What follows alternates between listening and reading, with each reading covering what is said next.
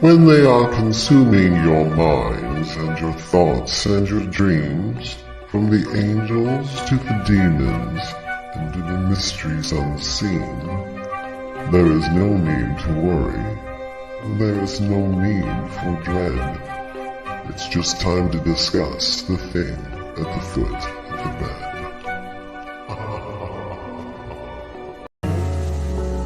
Hi, I'm Brittany Ashley, your host of Breaking Norms, Building Dreams, your guide through this transformative journey in both business and life. This is your place crafted for dreamers, doers, or anyone who has been told they can't. Get ready as we challenge those narratives together. You're tuning in live to the United Public Radio Network, airing on 105.3 and 107.7 FM in New Orleans. We are streaming on all the popular platforms every Monday at 3 p.m. Eastern Standard Time.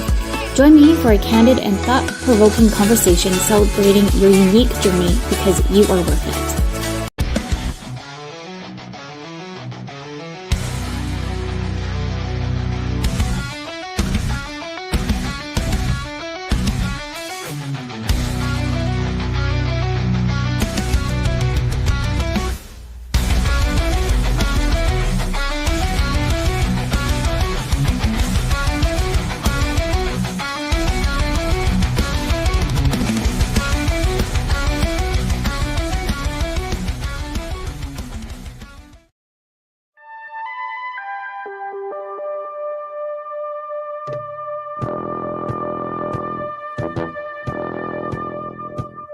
Tune in to UFO Undercover, Wednesdays at 8 p.m. Eastern, with your host, Joe Montaldo, right here on the Paranormal Radio Network.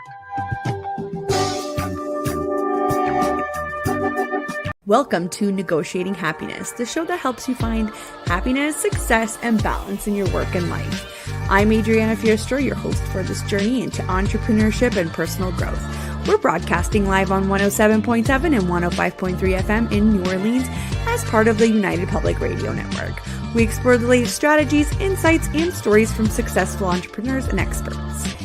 From managing stress to building a thriving business, we've got you covered. Good evening, everyone, and welcome to the Author Quill. I should say good afternoon, actually. I hope everyone out there is having a good afternoon. Unless you're across the planet, it's good morning or good evening or good ever, what the hell it is for y'all today. I know we're getting close to the new year, so I hope everybody's saving all that energy up and staying out of trouble. I hope everybody had a good holiday and a good Merry Christmas and every other holiday that goes on out there, because I don't want to leave anybody out. Yeah, as you can see, I have the handsome John Goodman with us today, and he is a troublemaker, man. Shh. You ought to see some of these pictures he's been posting lately. Oh my God.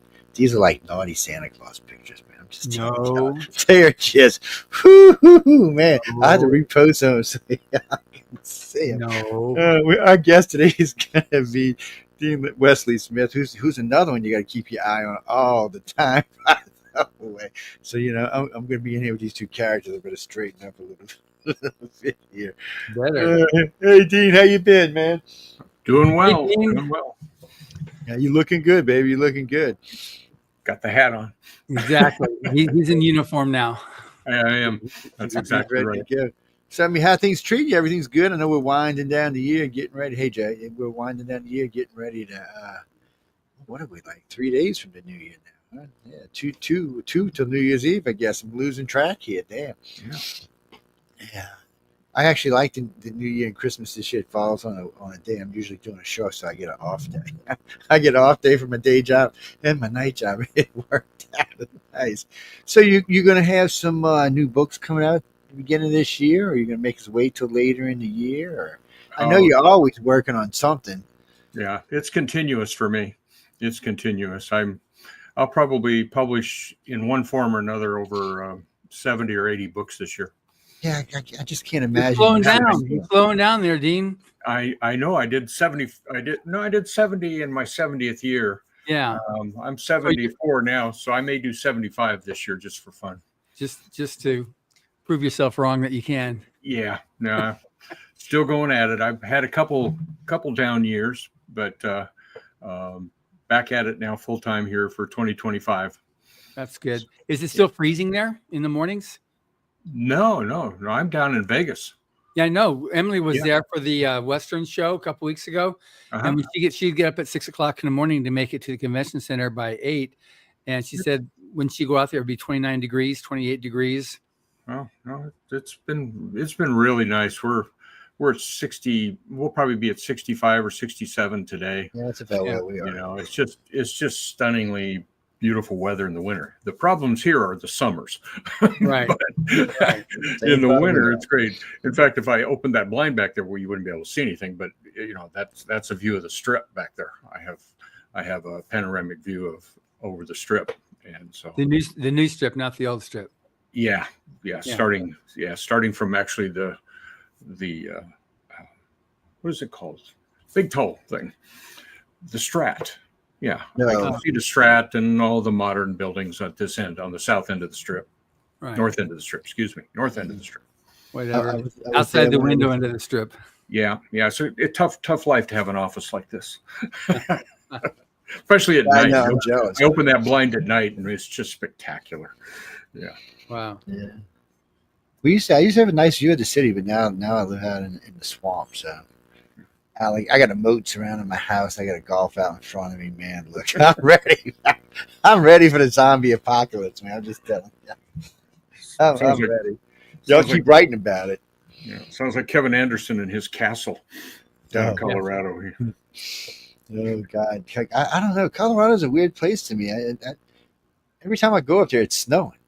Somehow or another, even when I went to go to Utah year before last, it was when I cut through, it was snowing. I'm like, get out of here! Come on, it's bad luck on my part. Every time I go through it, it's snowing.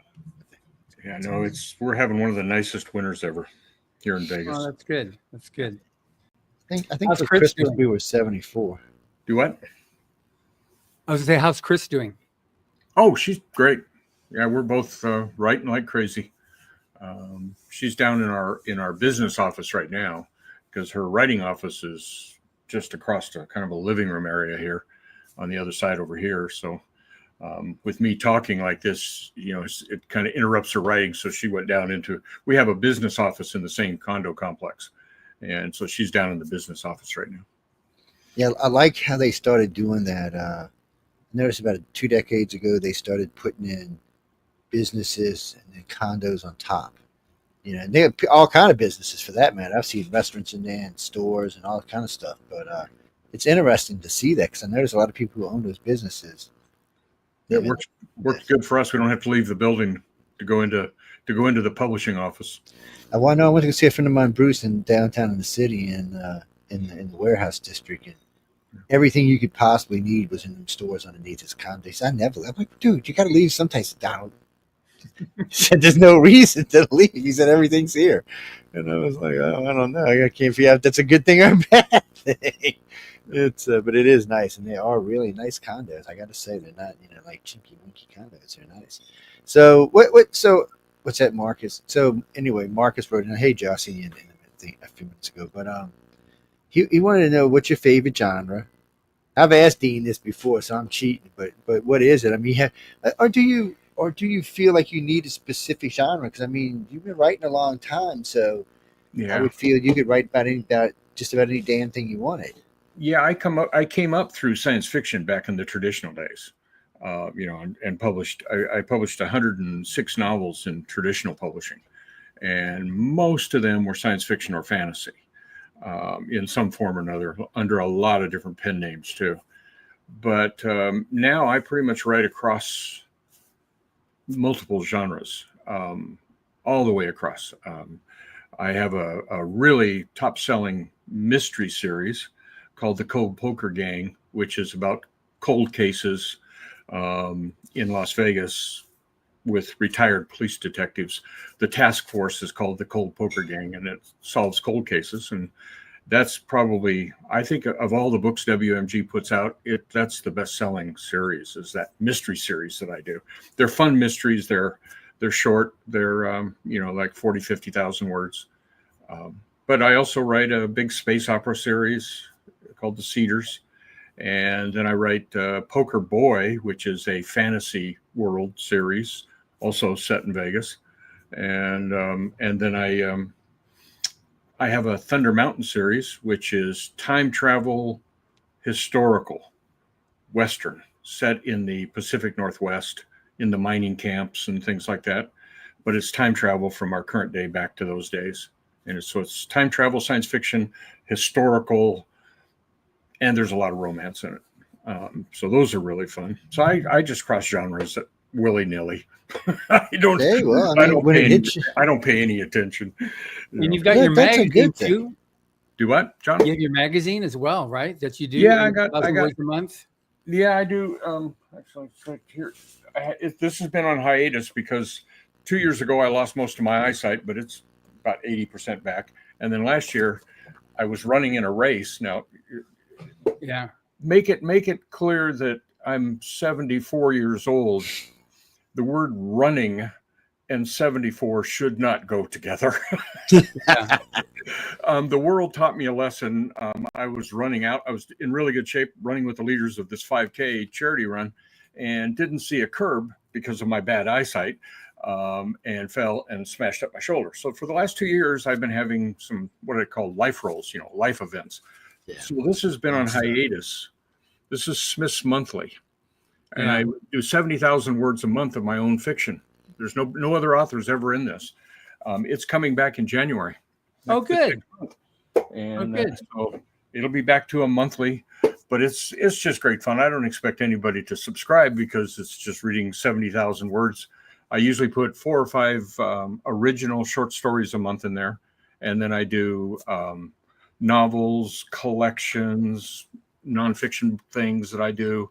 It's only my writing, about 70,000 words a month and see this big, long black thing here? That's all 67 issues right there. Wow. 67 issues so far. Issue 68 will be out in January, late January. Yeah, and we were fortunate to get you to the Rise to Feature Gala this year because it was this past year because you were on the mend from your accident. And I mean, we had several phone calls and I was setting up all types of alternative handlings and alternate medicine, all kinds of stuff to be able to help the healing on that stuff. Big braces. Yeah. When you turn your shoulder into titanium, which is what's basically from here all the way up to here is all titanium now.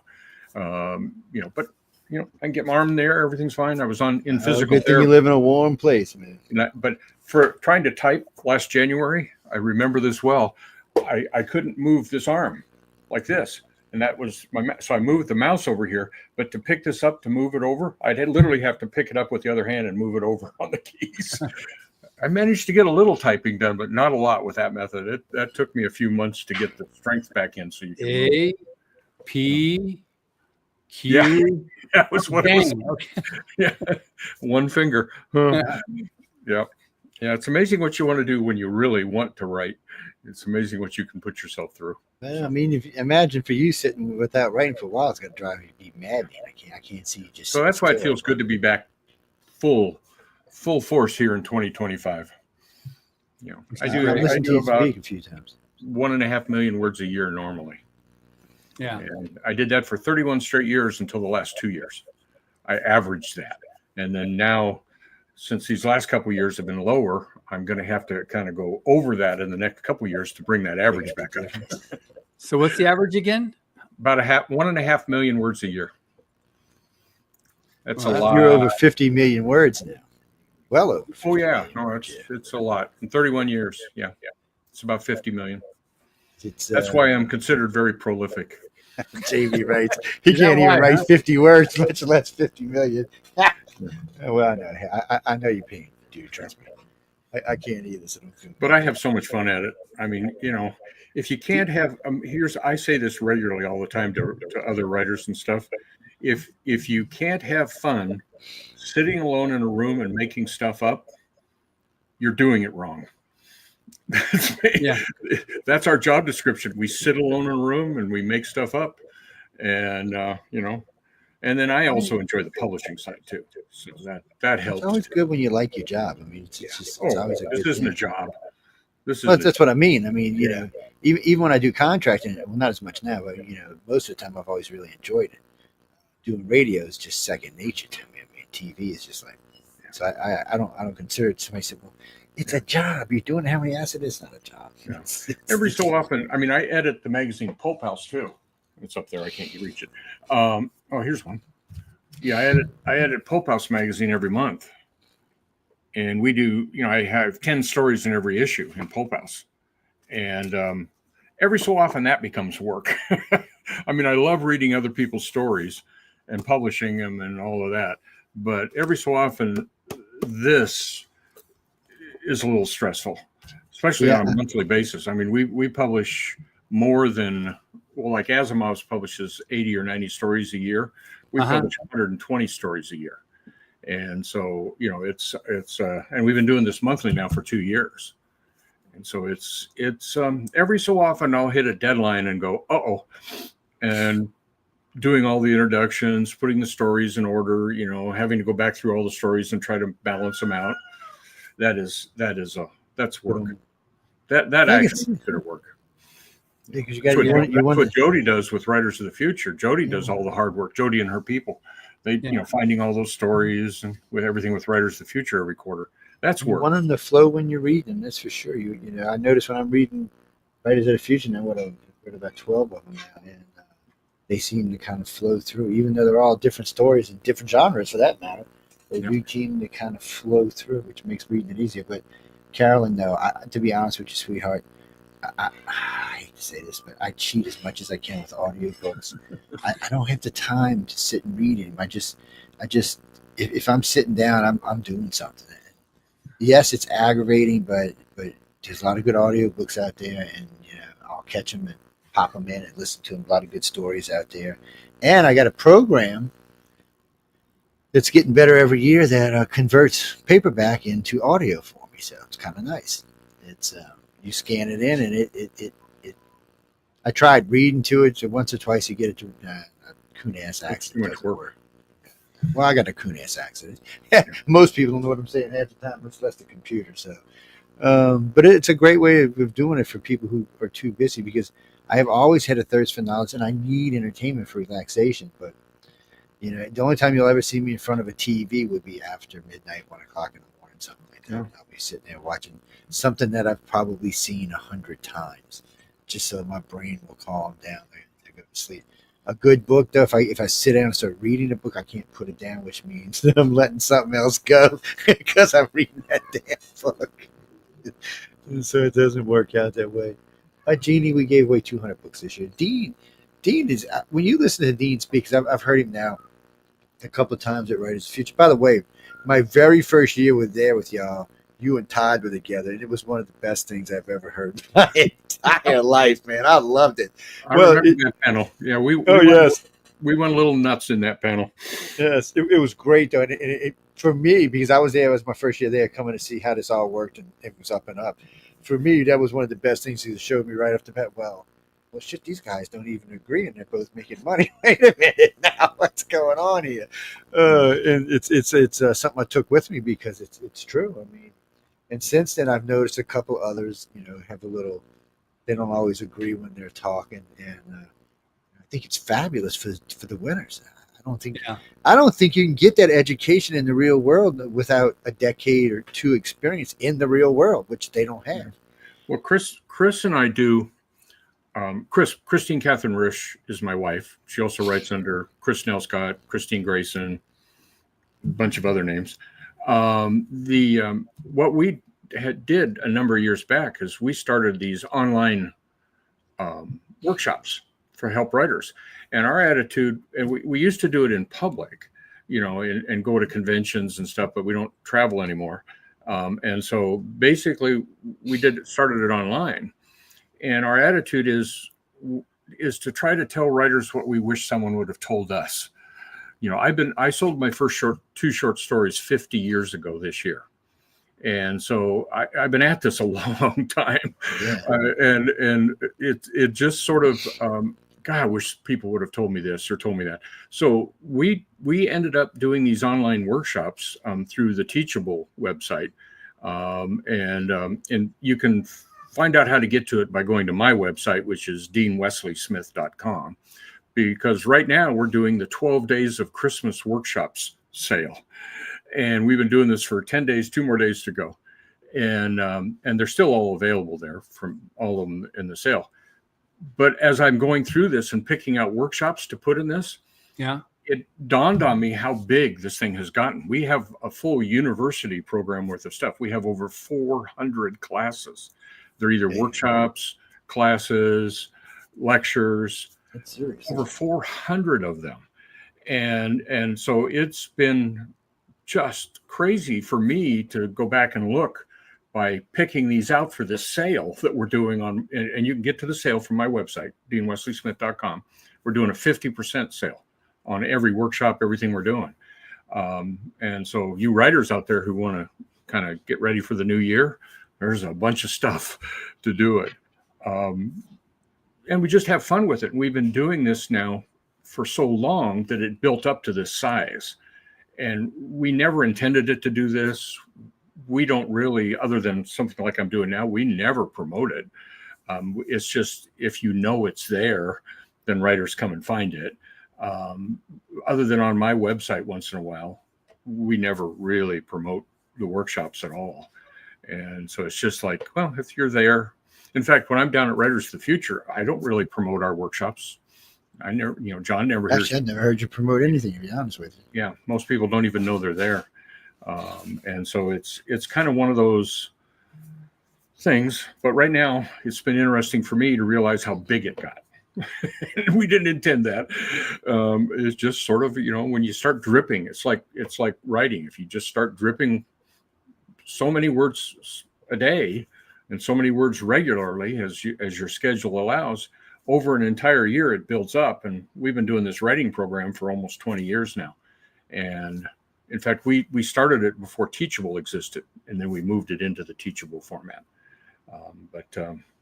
Yeah, it's great fun. I got my plug in now for this, what I've been doing the last 10 days, which is trying to look through all the workshops we did and go, what should be the next day of the sale? And like that. And plus I'm doing 2 things next year that are going to be tremendous fun. And that is that every Monday morning, I have 4 videos up that I just put out. And this last year I did Creative Survival, 4 videos every Monday, and Motivational Monday every Monday. They're still available, but they're all recorded. For 2025, I'm doing 4 videos a day on bite-size, what we're calling it, bite-size branding and trademark. We also did bite-size copyright a couple years back, trying to help writers learn copyright, because writers don't want to learn copyright. Well, they really don't want to learn trademark. So I'm just going to do this for myself for the whole year, 4 videos on Monday morning. And then the other thing we're doing is 4 videos every Monday morning on publishing. It's called Publishing Monday, and how to be an indie publisher and all the things, and how to start corporations, and how to do Shopify classes, and how to do, all of the Kickstarters and all the other stuff that you're required to do pretty much as a new indie writer in the modern world. Like you used to have to go get agents and do all that stuff in the traditional world. In the indie world, now you do Kickstarters and Shopify. It's a much different world. I mean, look at it. Yeah, it's just a different distribution system is all it is. It amazes me that it works. We used to have mass market paperback. Mass markets don't even exist anymore. Everything's trade paperback. I mean, how many years ago, John, did you guys change over to trade paperback? In volume 30. So that would be 11 years. So we just published volume 40, which is 11 books. And then now we're volume. That's about when the mass market finally started to completely vanish. Yeah. The mass, it's still out there a little bit. You'll see it in things like Target and stuff, but mass for us, market. it afforded us the ability to to phase over to color plates of the winning art. So up to volume 29 was mass market paperback, and all the images were black and white. And so in volume 30, we went to trade paperback, where we could then use to the gloss paper for the color at least. And so now we're able to do that. So the first book, 1 or 2 books we put in the back of the book and decided, heck with that, let's put it right in front. Let's feature it. So we put the images up in the front of the books. They've been there for the last 8-9 years. And it's been a really workable thing. It's just stunningly beautiful art too. You guys have not, people out here have not seen the Writers of the Future artwork that's in each book every year. Oh my heavens. The talented artists that are coming in are just, mind-bogglingly good. Yeah, what's amazing with it too is that when you look at the art, it's not like Marvel art or Disney art or type. It's all over the board, because we have winners from all over the world. So you've got China, you got Vietnam, you've got Korea, we've got the one from Iran, which I'm really excited about, because one of the new council members here in Los Angeles was originally from Iran.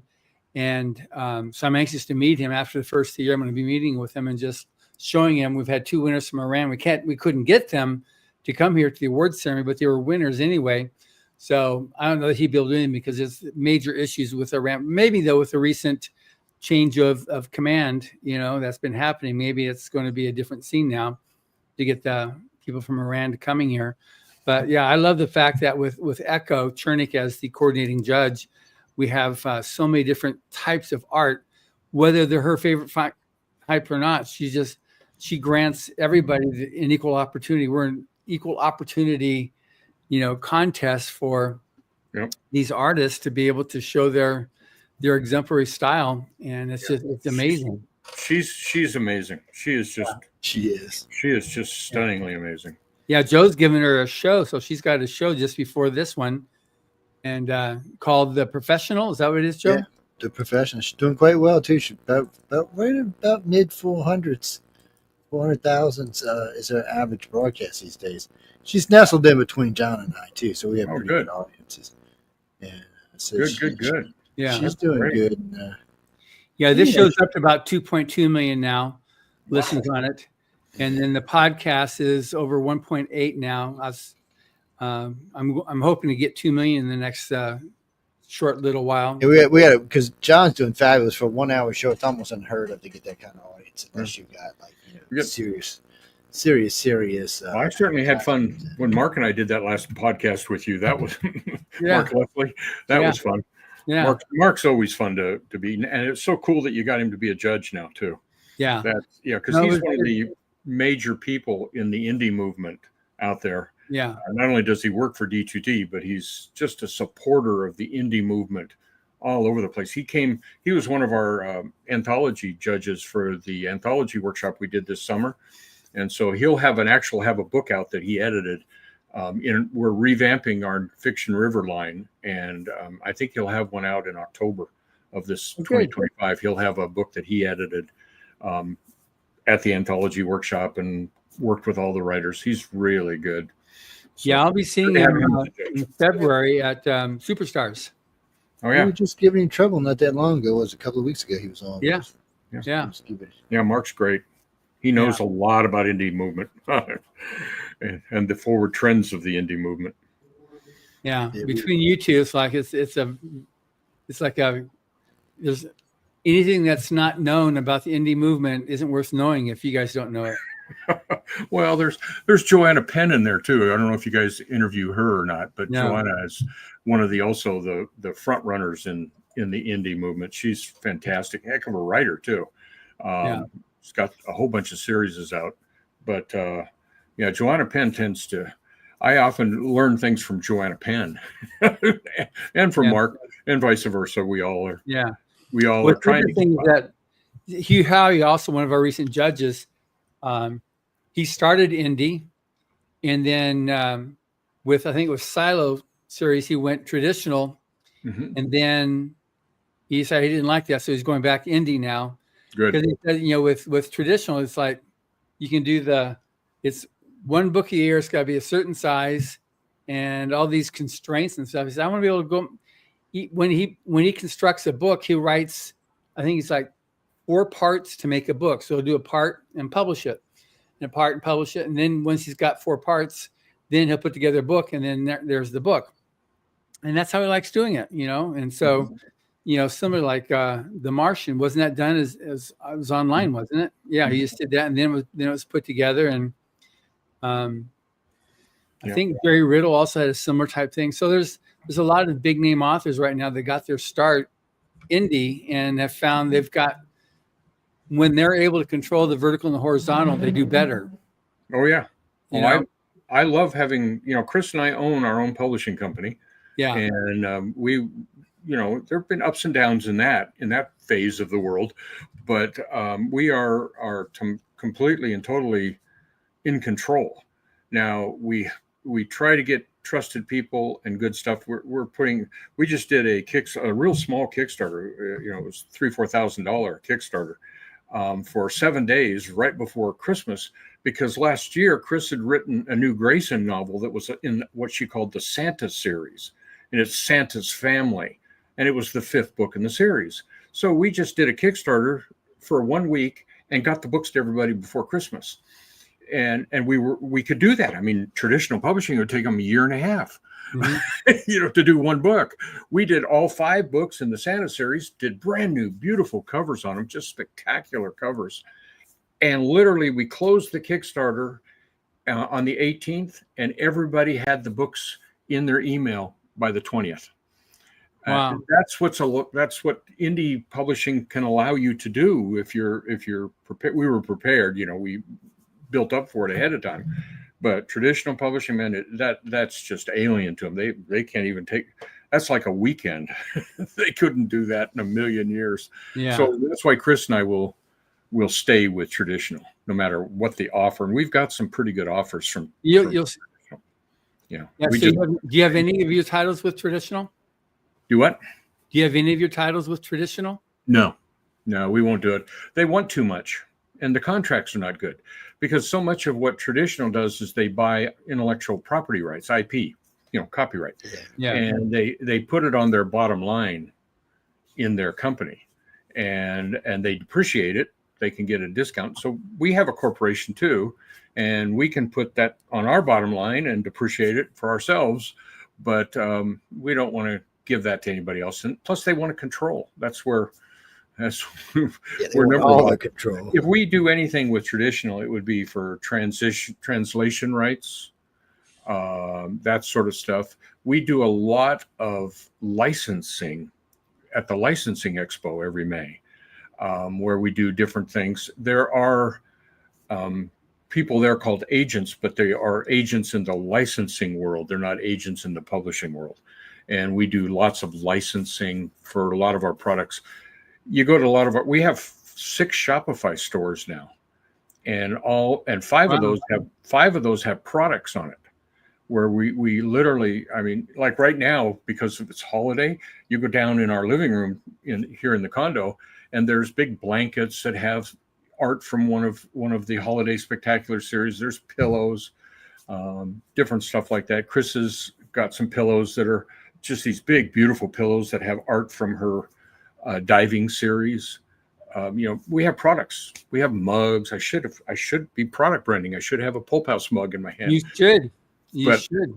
I don't have it. Instead, all you have is a hat that brands you as the author. I got to find somebody that has this hat, and I can put branding on these hats. Yeah.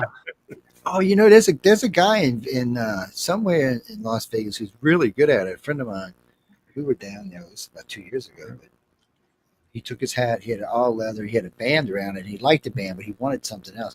So he went down to this guy. Put it on this machine, and man, it stunk. I'm not gonna lie to you, but he put it on this machine. Put all kind of interesting things on, and then the son of a bitch went back and hand painted some of the stuff that he added.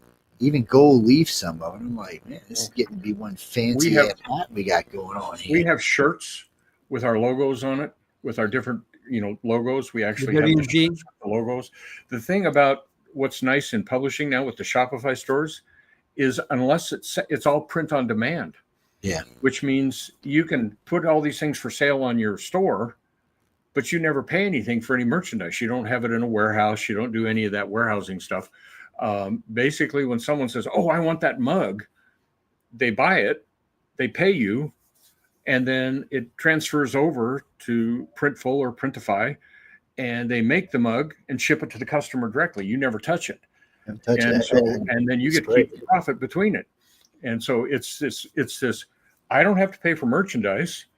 I can put it on my blog and it can sit there for years and nobody, even if nobody buys it, it doesn't cost me anything, or put it on my store. And then if somebody buys it, I never touch it and I get to make the profit between the cost of the product and what they pay. Yeah, it is like, I've been in business for my entire life and I've never seen anything quite like that. It's the same with paperbacks and hardbacks now. We put them up on Ingrams, and unless somebody buys it, we don't pay a nickel. It never costs us a nickel. We don't have any warehousing. We don't have anything. Yeah. Somebody turned me on to one of those about 15, 16 years ago. And for iCar, we were putting, in fact, our number one selling thing was a white thong with a purple image on it. Ask me why. I have no clue why. I mean, they literally sold like 150,000 of these damn things.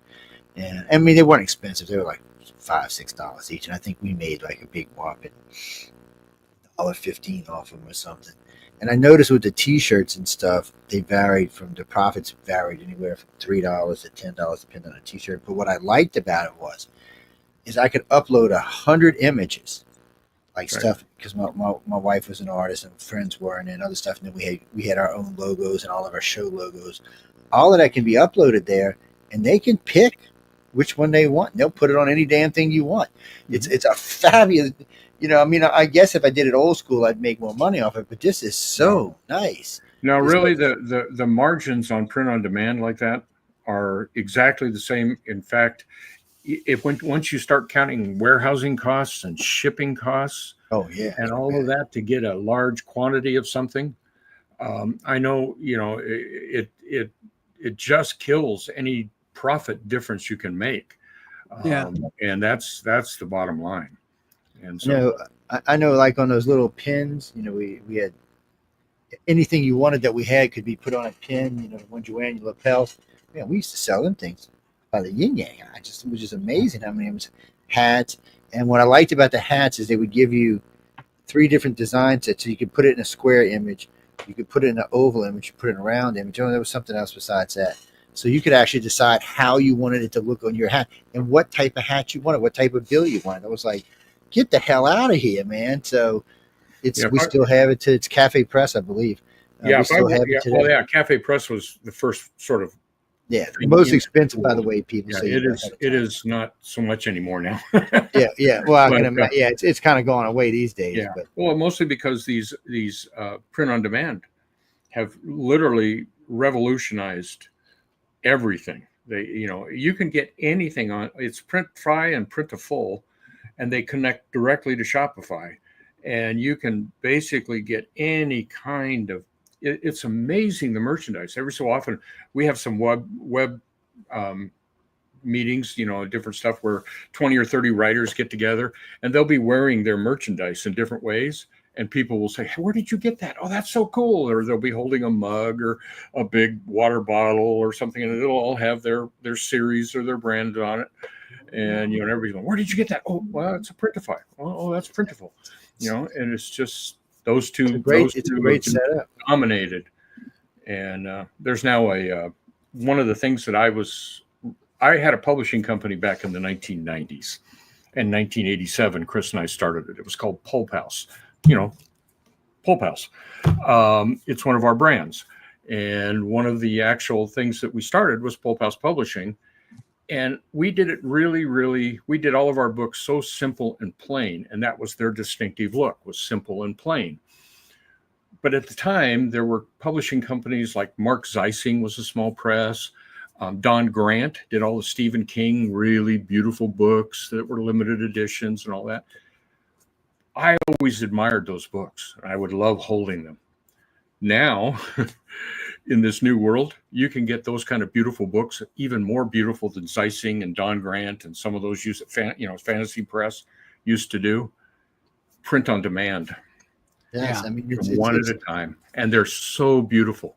I mean, they're expensive. You'll pay $30, $40 to get a book done, but, or if you get 5 of them done, you'll pay $35 instead of 40.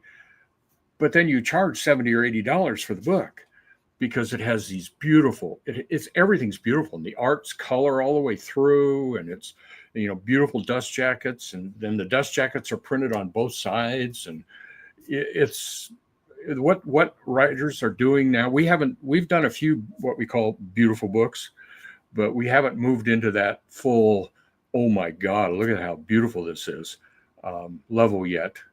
But like there's a lot of writers. Lisa Silverthorne, which is one of your winners, John. Yeah, last year. Yeah, last year. She is doing, I just got a beautiful book from her that I backed in her Kickstarter. And, I backed it, and you just kind of hold it and don't want to open it almost. It's so incredibly beautiful. And this is out of Book Vault. It's, and boy, I'll tell you, Book Vault has its issues at times. They're a little slow. They're still growing, but boy, they can do some beautiful books. Yeah. They really can. So the new world is on us. Yeah. Now, one thing is a bridge to people, some people know, but most people don't know, is that Dean was the very first person to stand on the stage and be acknowledged for Writers of the Future way back 40 plus years ago I guess it was in Los Angeles. Yeah. In 1985. And was in volume 1 of Writers of the Future. And you became a judge, 20 years ago? Yeah, I was invited to be a judge farther back than that. Yeah. But at the time, I was working at Pocket Books on Strange New Worlds, which John Ordover, the editor at Pocket Books in the Star Trek department, he and I really loved Writers of the Future and what you guys were doing with Writers of the Future. So we just ripped off the idea for Star Trek. I mean, we just flat stole it. And we said, okay, it's got to be a contest. Otherwise, the copyright issues are problems. And we went, well, Writers of the Future is doing this really incredible contest. And by the way, I was number 1 person in it. I wasn't a winner. I was one of the finalists. Finalists, yes. Yes, I was a published finalist. And that's why I got to go first, because Algis Budrus, who was the head judge and the person who helped with L. Ron Hubbard start the whole thing,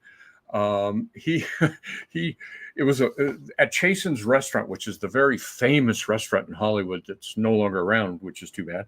There was a little stage. It wasn't like your incredible stage now where you have to go down 10 steps and all that. There was a step about that high. And AJ was deathly afraid that someone was going to trip going up that step. Just deathly afraid. And he was behind the podium, and up on the thing was Roger Zelazny, Robert Silverberg, Greg Benford. They were up there helping AJ. And so he wanted someone like me that he could trust to not trip, which was the reason that he stated that I was the first one across the stage. I love that story about Dean won't trip, let him go first. And so that was the kind of thing that we did. But for Writers of the Future and for Strange New Worlds, we just basically said, we will get them all in. We only had 1 quarter, though. It was just once a year. So I read them all in 1 year, all of them at one time, and basically put together 17 stories in this book called Strange New Worlds. And we thought it would last 1 year. And that was the point where you guys first asked me to be a judge. And I went, I'm kind of doing this other contest. It's exactly like, Yeah. And it ended up lasting 10 years for Pocket Books. And I found a lot of writers that went on to major careers. I didn't even have to ask my wife as many times as I asked you. Yeah, I was a bunch. Boy, I've never asked anybody as much as I asked you to be. It was. I can't do it yet. I'll do it the moment I quit this job. Yeah. But they were paying me every year to edit this thing that was basically what you guys did, Writers of the Future. Yeah. Done over in Pocket Books in Star Trek, and I kind of think that was an honor to Writers of the Future. Because you guys, you did it's such a good contest. and it's such good for writers. I'm constantly telling writers, have you got your story in this quarter? I mean, I think I asked that question dozens of times.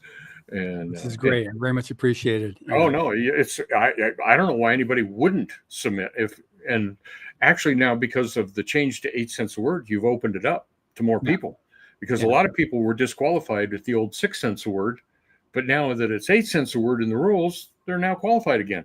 It was kind of like a little twist of unforeseen circumstances there, and that's how Lisa Silverthorne got in. And a couple others got in, is because they had been eliminated and then suddenly they're eligible again. So folks out there, check your sales. If you think you're eliminated, you might not be. Yeah, just have a look at the rules at writersofthefuture.com, or better yet, buy a copy of the book and read the rules in the back. Bingo. Yes. Bingo. Yeah. But we're going to you'll be coming out again this year, right, in April, right? For the I'm hoping to. It depends on the travel stuff, At this age, travel always becomes a little bit iffy. But I'm planning to. Fortunately, I still enjoy it. I'm a little bit behind you, not that much, but I do enjoy I'll be heading out to. So what do you drive when you go out to LA, or you fly?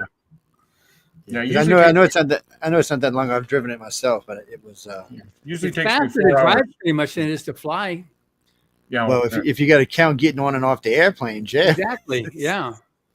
Yeah. Usually I know the flight is like 45 minutes or something. It's nothing at all, but it's. But I know when I left, it took me about 4 hours. I left out of Vegas, stopped at some weird rest area that said "Beware of rattlesnakes," and then saw three weird buses coming out of. So I mean, I'm not kidding you. I got video of this because it freaked me out. We're in the middle of nowhere, and I looked to the left.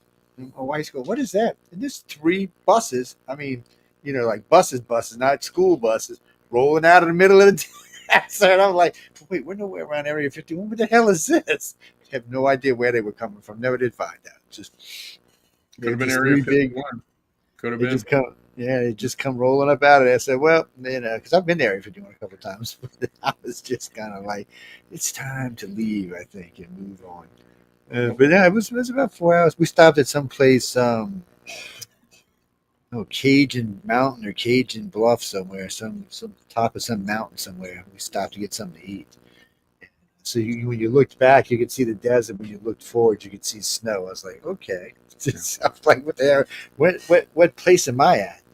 But it was a nice drive. I didn't find it to be all that bad until we hit. We happened to roll into LA on the night of the Academy Awards, which kind of sucked. But I mean, I'm not from there, so I had no idea. I'm like, where's all this traffic from? Then I noticed it was all stacking up in 2 lanes, and the other 3 lanes were being opened. I'm like, well, watch this. We're just going to get away. Oh, and I stopped at McDonald's somewhere. No one spoke English, by the way. Kind of bothered me a little bit, but what can you do when you're in LA? You just got to go with the flow. What's that, Christopher? The only way you can see Dean at Writers of the Future is if you win the contest or you're an invited guest. There's no other way. Well, or go to deanwesleysmith.com. Yeah, so you can go see him. Yeah, outside of that, ask me questions and everything else, and see all the stuff there. And you guys say hi to Jody for me. Hi, Jody. I don't know if she's in the. Yeah, so we'll get ready to pull her in right now. Actually, say hi to Jody for me. She does a fantastic job on Writers of the Future, folks. Oh, she does a fantastic job. And I turned John down on that too. Poor John. He gets abused a lot. Sorry, John. We're probably the 2 guys that abuse him more than anybody else does. It's I give Bill a hard time about Jody all the time. When I was having lunch with him and what's his name, Henry from Dragon Con. I was like, Bill, you Jody's old man, really? Are you sure? I didn't think she was married. He's like, Joe. I want to say something to all the writers out there. Good. Get ready for 2025. It could be a good writing year. Ooh, I think it is. Ignore the world and focus on the writing. Good. I think 25 is going to be a good year in a lot of ways. Motivational speech. There you go. But I think you're right. I think it's going to be a good year for a lot of things. Yeah, we'll have to wait and see. Focus on the writing. That's right. Ignore Putin dropping nukes on your head. You can still write. Climb down in the cellar. Yep. When you come out. Oh no, you're always great to talk to. Yeah, always fun. Yeah. Thank you very much, Dean. You're welcome. We'll see you guys. It's always a blast. Actually, in person, in hopefully in April, right? Yeah, exactly. Hopefully in April. You don't go to Superstars? Do what? You don't go to Superstars? No. Okay. He is a superstar. You don't need to go to damn superstar. Too much travel. I go about every 4 or 5 years. Yeah. You know, and Kevin's a good friend of mine, so I see him all the time when he's down here in Vegas and big guy. All of that. And John, next time you're in Vegas, call. Chris and I will meet you lunch. Yeah, I was going to go, but I didn't end up going this year to. Okay. So I wasn't there, but next time I go there, whenever that is, I'm going to call you so we can have lunch. If we're available, we'll go. Great. This skinny butt had just gotten back from Germany. He didn't need to be going hanging out in Vegas. He needed to take a vacation. But he don't vacation. But anyway. No. Okay. Anyway, thank you very much, Dean. Thanks again, Dean. You were great. Happy New Year. Happy New Year. Jody pops right in. Look at that. She I got hair. All right. Yes. Okay. You can say hi. You can say hi to Jody. Hey, Jody. Hi, Jody. Bye, Jody. Hi, love to Chris. Will do. I'll tell her. Kick me off of here, guys. All right, man. We'll put you out of here in a second. Yeah. But we dropped you down there. That's not where I wanted to drop you. Kick from studio. There we go. There we go. He's been kicked out. Welcome, Miss Jody Lynn Nye. How are you tonight? Okay. Running hard. I just got home from a trip. Like 20 minutes ago. Oh, girl, you worse than me. Just vacation and come back from work and then walk in and start doing stuff. I was working. Well, is that one of those work cruises that you and Bill do, where you speak and do all kinds of stuff? Yeah. Mm-hmm. Yeah, they've got the proper definition of work. Well, that's the way it should be. I always try to include a little fun anytime, especially if I'm on the road or traveling or lecturing or something like that. Just so you know, Jody, while you were gone, your cats were playing havoc on your piano. I gotta tell you, they were just like crawling throughout the whole thing there. That's what they do. All righty. Their job. Chaos is their forte. Yes. Musical cats, nothing wrong with that. So Rise Volume 41 is coming together very nicely. That's in typesetting now, and the cover is just amazing. It's just so nice, and we've got the cover reveal. It's going to happen at the end of January. We're trying to do it in February, but Craig Elliott has got a project in Japan in February, so he says I don't know what my schedule is going to be, and I'm at the mercy of my bosses saying, okay, I need you for this and that, because he does the creative for whatever he's working on. And Sean Williams is also in Japan, but he said, I'm easy, I'm good. So he's fine. He says whenever Craig's available. So then that's when we set the date for 31 January. So I'm anxious for the cover reveal so everybody can see it, because it's such a nice cover. Craig did an awesome job, and then the person we had that designed the cover itself, the type and stuff, was just like brilliant. So we're very happy with that. So you've been doing well this year. Yeah, new book out. All sorts of plans for things for next year. So it's been exciting. Yeah. And this volume is dynamite. It's really good. So. Yeah, I've only read one or two stories where I get asked, okay, what do you think about this one here? Is this one okay or not? I'll get those things until I get the book to actually do the final quality control on, when I do the final read on it to make sure, all that stuff there. But it's just each year it just gets better and better and better. And the diversity of storytelling is just what's really cool. And the spread between fantasy and science fiction, and all different types. Which is what makes, I think, Rise of the Future one of its strongest points, because a lot of times anthologies, almost all the time anthologies are theme based, and this isn't. It's just great stories from people you're going to love to read down the road, which is really, really good. And I'll have it for you, Joe, relatively soon. Once the typesetting's done, then we'll convert it into a. I've converted back to speed reading since I've met Joe. It's well, no, really. When I was young, I used to read. I took actually 3 courses of speed reading, and then I noticed that you lose a lot when you speed read anything. Yeah. Well, let me rephrase it. When you speed anything, but maybe something documents or something like that. But, I think you lose a so lot of the pleasure of reading if you speed you do. read, but sometimes you have to. Yeah, Yeah. but I noticed with y'all because the first one I read with y'all, I noticed the way I went through it. I was like, wait, something. So I went back and read it a little bit slower, and then I was, oh, well, it's much more enjoyable book this way. Yeah. So now I try to read them at a medium speed, and then I also read them. What is it? About a 4 hour flight from here to. I usually read it on the flight coming in too, just so it's fresh in my mind. Because I usually read it like a month before I get down there, and then my brain gets cluttered. So I'll read it again on the way down, and it's that way it's fresh. And that way, when I'm talking to somebody, because I always tell these people the same thing. When a host says they've read your book, challenge them. And they're like, "Why?" I said, "Challenge them because they're bullshitting you." So challenge them. They won't make that mistake twice if you do. I said, What's funny is when I do the interviews on the podcast, because the authors are so not used to having the host having read their book. And so I start asking questions. But yeah, when you talked about this in here, they go, "You actually read my book?" I said, "Yes, I read your book." It makes for a much better interview because I can then, you can find out you find out people's beliefs and sympathies and philosophies and past and why'd you do this instead of that and the types of language that they use and whatnot. It makes for a lot better interview than just saying, "Yeah, so you wrote a science fiction story. That's pretty cool." The only time I don't really read a book anymore because some people will send me an audiobook and then some people will send me 20 questions. You want to piss a host off, send him 20 questions. Right off the bat, you don't aggravate it. Well, no, I guess not really. George Norrie prefers that you send him questions when you go on his show. So. I didn't hear that. What did you say? George Norrie prefers that you send him questions if you go on his show. He wants you to send 20, 25 questions. I don't have to anymore because he knows me, but still.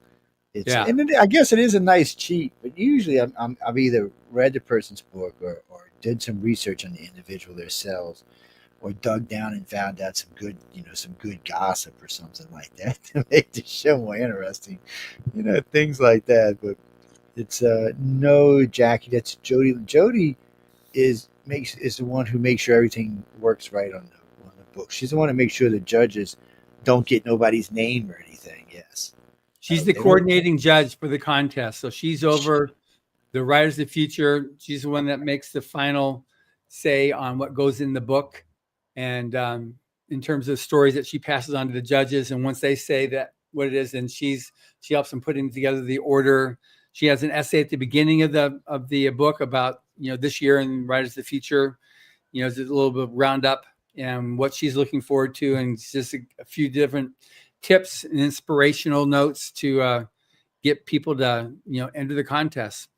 That's right now with it's been that way. I mean, maybe it's always been that way, but having a venue that you can then take advantage of to get yourself known above the din of stories out there is it's becoming more and more invaluable because there's over 3 million books published a year right now. So anybody that's at this point now, about every other week, I see a press release coming out from somebody who says they won an honorable mention in Writers of the Future. It's not a reject, it's a win. It's just so well known now. And there's like the top 10% of people entering the contest. But if you're a winner, obviously that's just like, that's the cat's meow, to put it in Jody's, lexicon there. But it's otherwise, what it's done, because over 40 years now, as it just gets better and better and better as more and more people enter the contest. And it's not once, and with the various people like you, Joe, who have gone to try to poke holes and see, okay, now where's the I was a real asshole too, excuse my language. Yeah. Jody. Sorry. Yeah. Yeah, he gave me a run for my money. But yeah, it's funny. Somebody from the Times-Picayune had asked me about that. They actually asked me my affiliation about something else, and I said, "Well, that's not what this is about. This is about Writers of the Future." And we got to talking. He's like, "Wow." I said, "Oh yeah." I said, when I told him, I said, "No, I was giving this poor guy just nothing but hell." said, y'all full of it. Doesn't work like that. Nobody has blind judging. Y'all smoking weed or something. And the little cub report is going on and on. I said, well, you know what? I said, in the end, I said, I endorse them on a regular basis. I said, I give their website up to, like, in 2024, probably 20 or 30,000 times. I said, I tell anybody who's a writer or an illustrator that you should get involved. You should submit. And I said, because the only way you're going to win is to submit. And I said, and I back everything they do, and I endorse them 100%. I said, but 5 years ago, if you'd have asked me that question, I'd say, what are you, stupid? She just started laughing. And I was like, no, I'm serious. I said, but since then, I said, I have met the judges, the people who work there, the winners, the losers, everybody in between. I said, it's not what I thought it was for sure. And I said, everybody is on the up and up.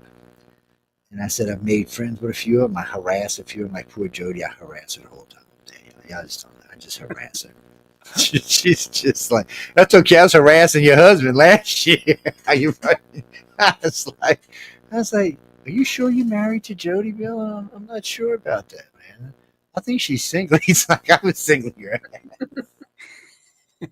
But I was giving him trouble. But I mean, y'all do a fabulous job, and you do a fabulous job because I mean, you're the one that really and truly, and you know, I bring you up a lot because people ask me all the time, well, can I just submit? I said, no, you didn't need to do more than submit. I said, you have to get her attention.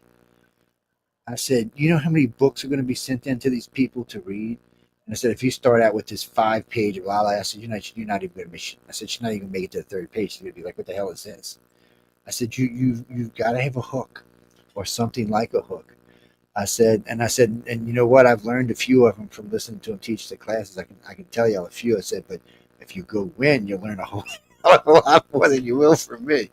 It's but no, I talk about y'all all the time, Jody. Thank you. You do a fabulous job. So let's take advantage of you being here, Jody. And also, I want to separate. I'm going to send you an email following this too. I'd like you to, if you'd be interested, to do the live Q&A that we do, the quarterly thing. You know, Sure. probably in February or something like that. So I'll write you separately on that so we can schedule to invite. Compare calendars. Exactly. As the courting judge, so people can get the idea, like, well, what do we look for with writers of the future, and what are the immediate turnoffs? What my friend Beth calls squick. Do not send me gory horror. It's not right for the contest. Keep the profanity to a minimum. I had to say goodbye to a story that I thought was otherwise not bad, but it was laden with profanity. And the author came to me it was a couple years back, and he was so hurt. He said, it was a good story. Why wouldn't you accept it? I said, because you used a particular profanity term over 100 times. Yeah, you're not going to make it, right? How did you think that was going to work out? And it was a good story. That's the trouble. So yeah, I am looking for something that is exciting and fun and new.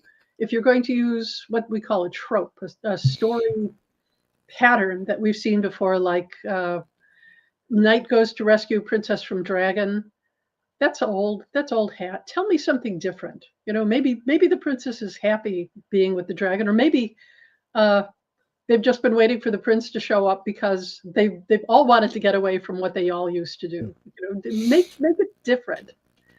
And yeah, you're going to see a lot of similar stories, especially when there's something in the news or a TV program or a movie that's notable. When COVID was going on, I was talking to a friend and I said, mark my words, 18 months from now, there will be a lot of pandemic stories. And he got very quiet. And I said, you're writing one, aren't you? And he said, yes. Yes, yeah, because everybody in mama was. Right. So tell me something new. Get my interest, hit the ground running. That's something that I always tell the writers is you don't have much time to get the interest of the reader. You have to engage them immediately, whether it's by your style, whether it's you're introducing the action right away, that's okay too. But don't wait too long. A short story is a very small piece of real estate. You don't have a lot of time to build on it. So there's some people who have done it extremely well, and they're going to be in the book. Yeah. And then some people also have tried to put too many stories into one story. You've got like one arc you can really effectively do in a short story to try to build a novel series of like 5, 10, 20 arcs. You know, you're not going to get Stormlight into a short story. So what's your I know they can write up to 17,000 words, and I always tell people PG-13 or under, but I notice a lot of the stories I read are 5, 6, 7,000. Is that like an average? Or yeah, I was just curious. That really is the sweet spot for a short story. If you go too long, that's defined by the Science Fiction Writers of America as a novella. The 9 to 17,000 is really a different category. And if you're going to go that long, you had better make it worth my while. Yeah, and most of the time, they don't. They're just using the extra space because they can. It's like you have an extra closet. Well, it will fill up. So the same goes for the extra word count. They use it because it's there. And the stories don't always need it. Yeah. Tell only what needs to be there. Don't add things that don't move the plot. Don't add hints for the next story to come, because we are not publishing people's prequels. And believe me, we get them. We get people who say, this is the prequel to my series. Well, that's fine, except that this is a short story contest, and your story has to stand alone. Right. And a lot of the time, part of the problem that I see is they're making references to something that already exists, like they're making reference to a movie that they know or a television series. Well, if you want something that becomes a classic for the ages, you can't refer to something that exists. For one thing, you're riding on the coattails of that previous writer. And for another, what happens when that thing is no longer in vogue, when it's not known anymore? Mm-hmm. And it happens faster than you think. Yeah. Jimmy Lee, Jody is the lady you have to impress if you want to get in the book or win. She's the one you have to impress. I'm just being honest about it, but the reason I said that is she's giving you what you need to know to win this. Think about this. You're sitting here listening to this for people who are going to be listening to this in the future. She's telling you how to win this contest. Pay attention. You have a much better shot if you do what she's telling you. No, not me. I can't write, Christopher. Yeah, send me stories. I'm looking forward to it. I want your new ideas. I want to hear what you could do, not your regurgitating somebody else's ideas. Yeah. How often is it a problem where someone will submit a story that where the story itself doesn't really start until page 20, which means you never get to it? I usually say, it doesn't get anywhere. If it is a complete story and it's really well told, it might get an honorable mention, but it won't go farther because it doesn't engage the reader right away. It doesn't tell them what the stakes are. Tell them why they should be reading. Give them at least an idea of it. If the magic element or the science fiction element doesn't appear until page 20 in a 26-page story, then there's a problem. And we get a lot of those. Sometimes it works. Sometimes the whole point of the story is to lead up to where the magic becomes apparent. But those are rare. When those appear in the book, or when those get a semi-finalist award or a silver award, it means they did it really well. And it's not easy. Another thing that editors hate, they really do, because there have been so many of them, is what the story starts when the protagonist wakes up. And editors loathe that.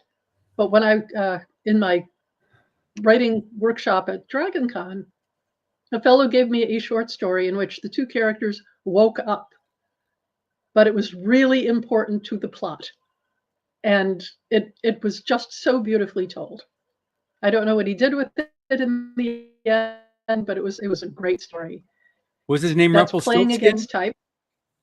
I wish. No, it wasn't. And RL, if you're out there, please publish this story. It was great. Okay, good. Yeah, I think that's the other problem. I think a lot of people who do have talent don't get out there and write it because one of their friends said, "Oh, that was the most horrible story I ever read." I've told y'all this 100 times, and when I'm lecturing at colleges, I say the same thing. Don't give it to mom and dad to read. and expect them to give you an honest opinion. They're not going to.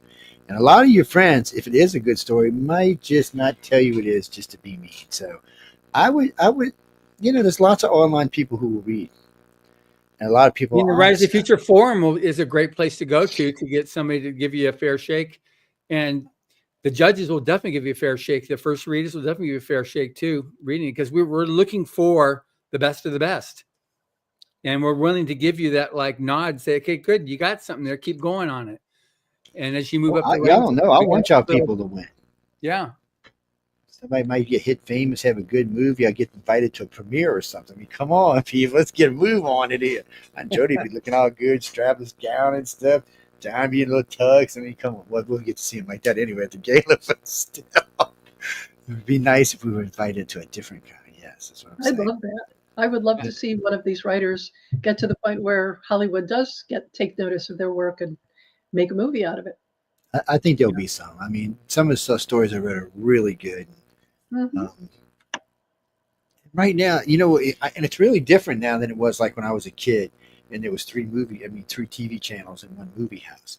Today, there's the network channels, the movie houses, and of course, the explosion of the internet, Netflix, Prime, and everything else. I mean, currently we're on Roku right now, so I mean, people, it's just there's so much that needs to be needed. I mean, you can pretty much get, if it's a decent book, people, and you know someone in the industry, you have a good shot of maybe getting a little mini TV series or a little mini movie series or just one movie. You never know until you try. And since some of the judges themselves have movies to their credits, it's yes, Christopher. Where are you from, Christopher, by the way? New York. That explains it. Okay. Now I can tell that you have an accent in your text. Don't ask.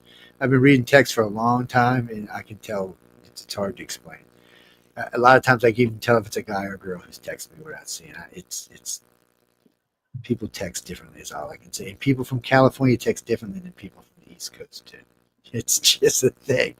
But trust me, if you've been doing it as long as I have, you'll notice things like that. But anyway, you have to submit. Yeah, you can't win no other way.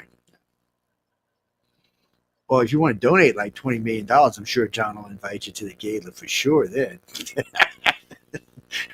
I'm sure he will. Give me a break, man. We'll even give you one of those In-N-Out burgers we saved everybody. Yes, I tried to steal one last year, but I felt guilty, so I didn't. It's bad when you feel guilty about stealing an In-N-Out burger. What's a Dean? I'm sorry. What is it? Oh, that's a P. Peen? Like P. P-E-A-N, Peen Latrante. I'm sure I'm butchering this bad. Anyway, we're just going to call you P. Where are you from, actually? Pakistan. That don't sound like no Pakistani. Oh, you're French. You're a French person living in Pakistan.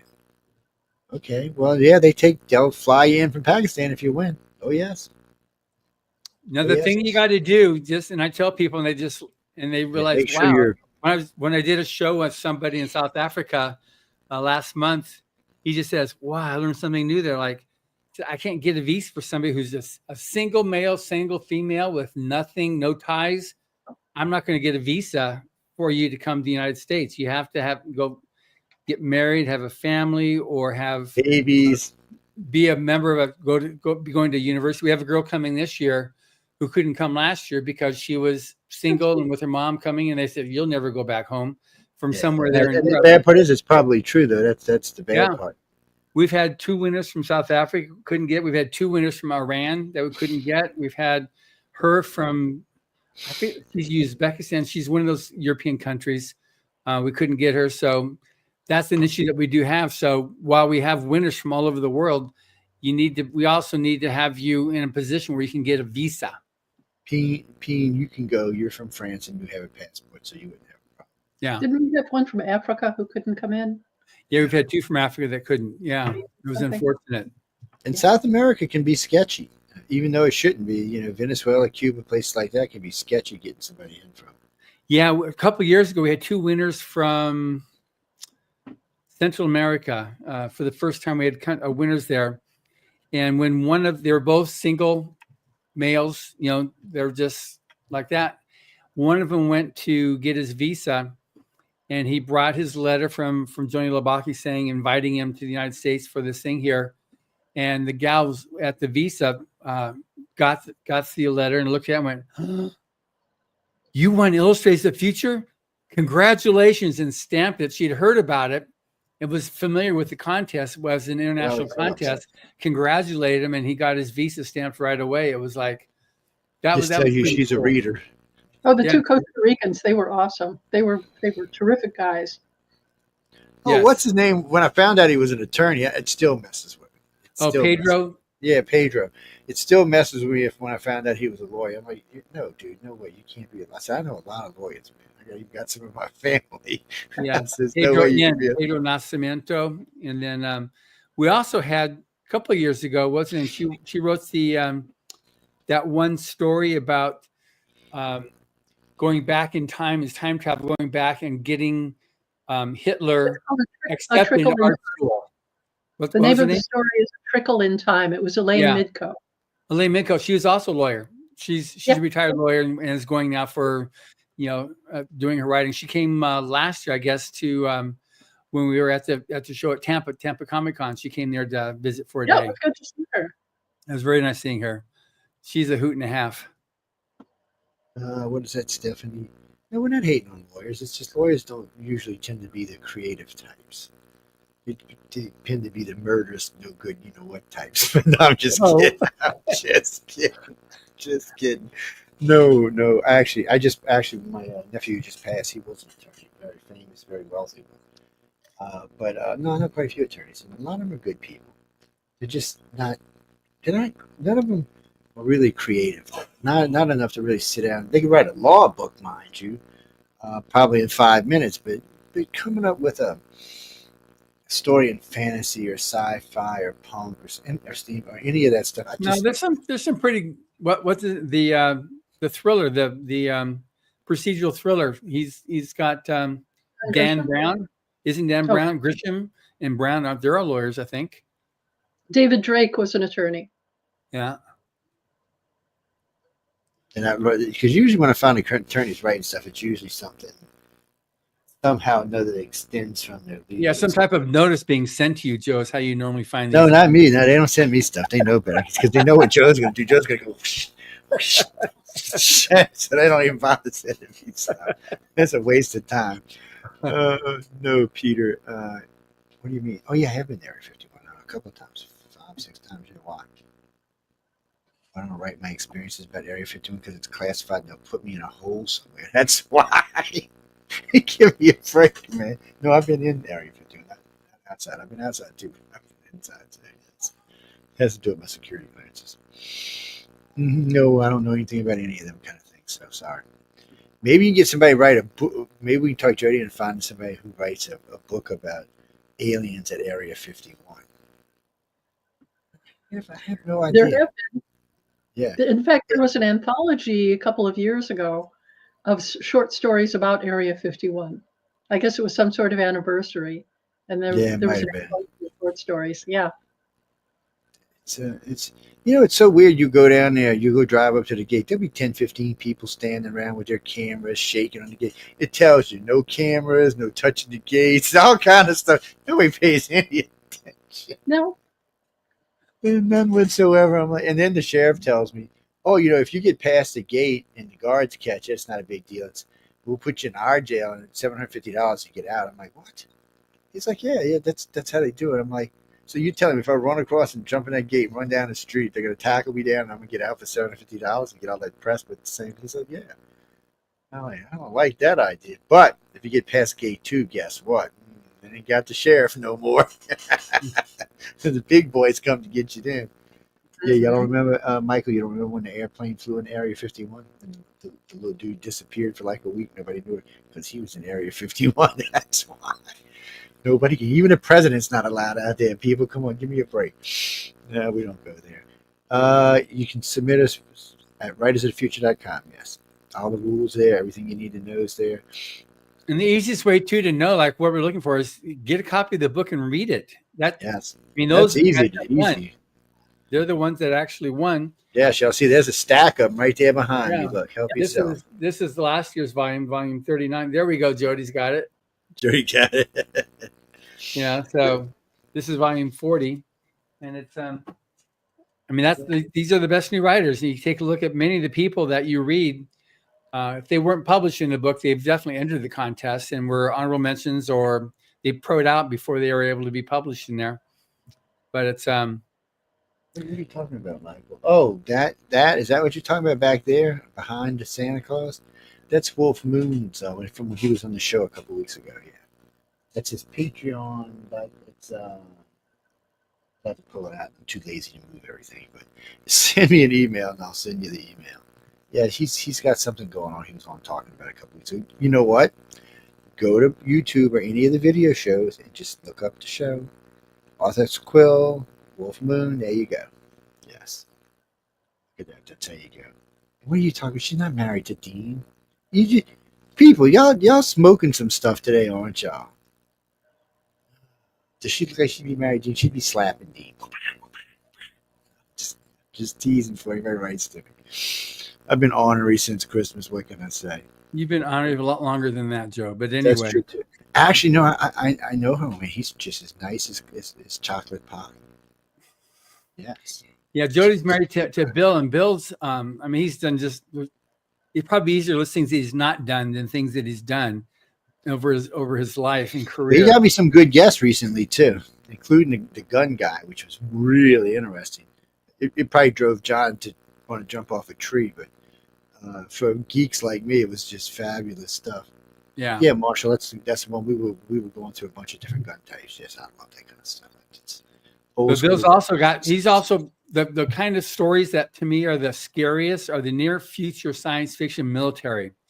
And Bill's got a whole a series that he's done there in, is it Afghanistan? It's somewhere over there where it takes place. It's Kurdistan, I think. Kurdistan, yeah. And it's just that the only part that's not true in his series is the battery packs that they use to make those mech suits work, because they didn't have the extension cords long enough to keep them going, more than like the 50 feet, 100-foot extension cords. But everything else there exists. That's all current technology. It's just that the batteries don't exist to be able to handle those mech suits that, to me has been science fiction for so many years. And it's just the fact that stuff is there and suits aren't science fiction anymore. They're building them. So. Yeah. And there are for a long time, but yeah. But they still have. The main thing is they don't have the batteries to make them go. So they're not the threat that they will be at one of these days whenever the power source gets debugged. Well, the Navy's building one. They still classify it as a drone, but it's an autonomous. It looks like something from one of the cartoons, Voltron or somebody, and it runs off of a single atom nuclear core. It means it has infinite power. So that's they took a slice from what powers Navy vessels and decided instead of building a reactor the size of my house, they built a reactor about the size of his hand. Yeah, so you'd be amazed at what we can get away and do these days. Oh, people, yeah, and they're trying to find out what dark matter is too. I know all about that. So, eventually, we won't even fight wars the way we do. There won't even be no humans involved. I mean, other than the people sitting in wherever they are, driving the machines around, flying, or the AIs. It's a different society. Yes. And like when Jody and I were just talking with this one here, with this war, with the next war happening, it's going to be the bombs. But the next war after that's going to be with sticks and rocks. Yeah. Well, this one is more and more getting to be drones, more and more every day. Yeah. This one's getting to be more and more. That's something. This stuff to me is just gets scarier and scarier because of what comes next. I would be scared too if I lived in LA because they're gonna nuke y'all. So it's adios amigos, my friends. But that's why I don't. Yeah, you're smart like I am. Somebody said, "Well, why don't you live in New Orleans?" And I said, "Because they'll nuke New Orleans. It's a strategic port. It's adios on the first wave." I said, "It's a port that feeds the whole rest of the country." I said, "It's gone." I said, "But where I live, it's nice. It's in between areas. It's got everything you need to do to survive a nuclear disaster." Problem is, without a radio, you won't know when hurricanes are coming. So you're kind of screwed anyway it goes. But said Pete, what do you mean? Oh, I asked her. Pete's asking, do you get a lot of like apocalypse type kind of stories? Like Yes, we do. A lot of dystopia stories. What are you going to say about it? Are people surviving? Are they dying? Are they giving up? Have they come up with some means of dealing with it? You make that new. All it is a spiral into disaster. What are you telling me? Well, I don't even know how you would make that new. How could you freshen something up like that? I mean, well, that's also not necessarily the purpose that we try to do with Rise of the Future. We're not looking for the down spiral. If we are going to have dystopian, I mean, Jody and your predecessor Dave were really good at finding stuff that had the uptick on, so that it's something you can learn at the end of it, or the one that we had in volume, the last volume here. What was the one where the man overboard story with non-zero? Yes. Yeah. That was chilling. That was like he was in the Navy and he was on a it wasn't a destroyer. It was on maybe an aircraft carrier at night looking out over the ocean. He said, if somebody went overboard, it'd be impossible to find that person. It's at that point, if somebody went overboard on an aircraft carrier at night, they're lost, period. There's no way you're ever going to get back. And so this story here takes place, a person's in space and she's left outside in a space ship, and the ship went away and she has no idea where they are. And she's however many light years away from the nearest settlement. And it's like, what do I do? And she's having this discussion with her AI implant. And it's like, wow, that was a very touching story, how to deal with that. I think it was very well done. It was amazingly well done. That's Tom Vandermolen. Yeah. Well done. Mm-hmm. Yeah. So we did get those. I'm going to have to look at the title but there was another dystopian style story that I think was equally well done. And Ashes to Ashes, Blood to Carbon Fiber. Oh, yeah. Very dystopian landscape, but the protagonist is trying to reverse that because he considers himself to blame for it. And it's a hard story to read. It's heartbreaking. And that is one of the reasons that it was followed up by an extremely fun story. Well, actually, it's followed by a light and touching story, and then the concluding story in the book, Butter Side Down. I just love that story. She did so good. That's amazing. That one by Cal M. Huge fun. Cal was a great addition to the class as well. But that was a great little story. Yeah. You can get all these stories. Go over to writersofthefuture.com. I mean, go to galaxypress.com and buy the book. Yeah. No, it's just really good. And it's great to also discover new writers that you're going to want to look up and just, okay, what's their next project? What are they doing? And some of these writers already have books out there. Take up the last couple of years, you'll see several of them with novels and series coming, that are being published. In volume 38,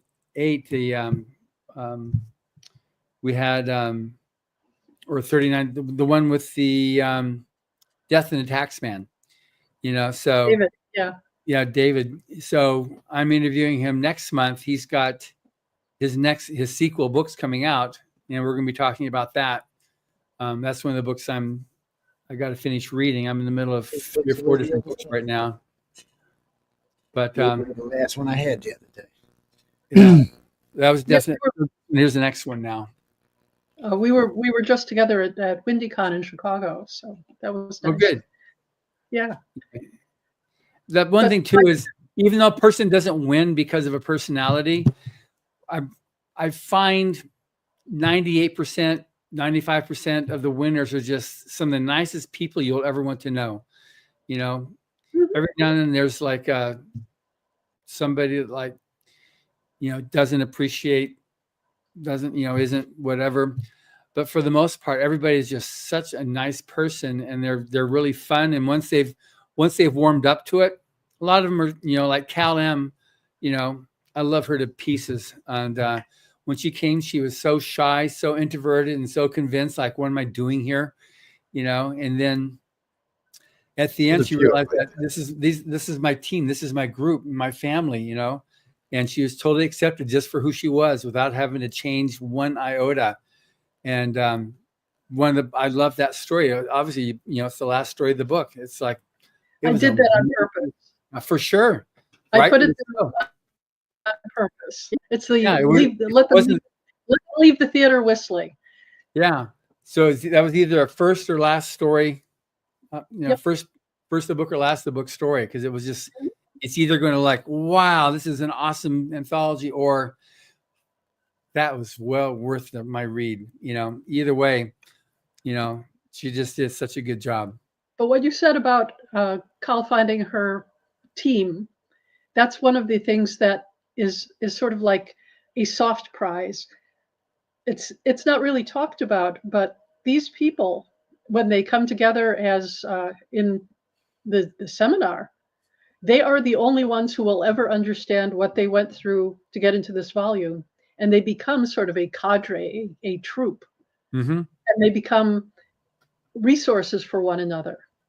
So it's really cool for them to have one another, because they're in an anthology together. They share, as people say, a TOC, a table of contents. Yeah. And they spend a week together, so they get to know one another, and they make friends. They share information. They bounce stories off one another after that. And it's when they appear at conventions together, they automatically know somebody. Yeah.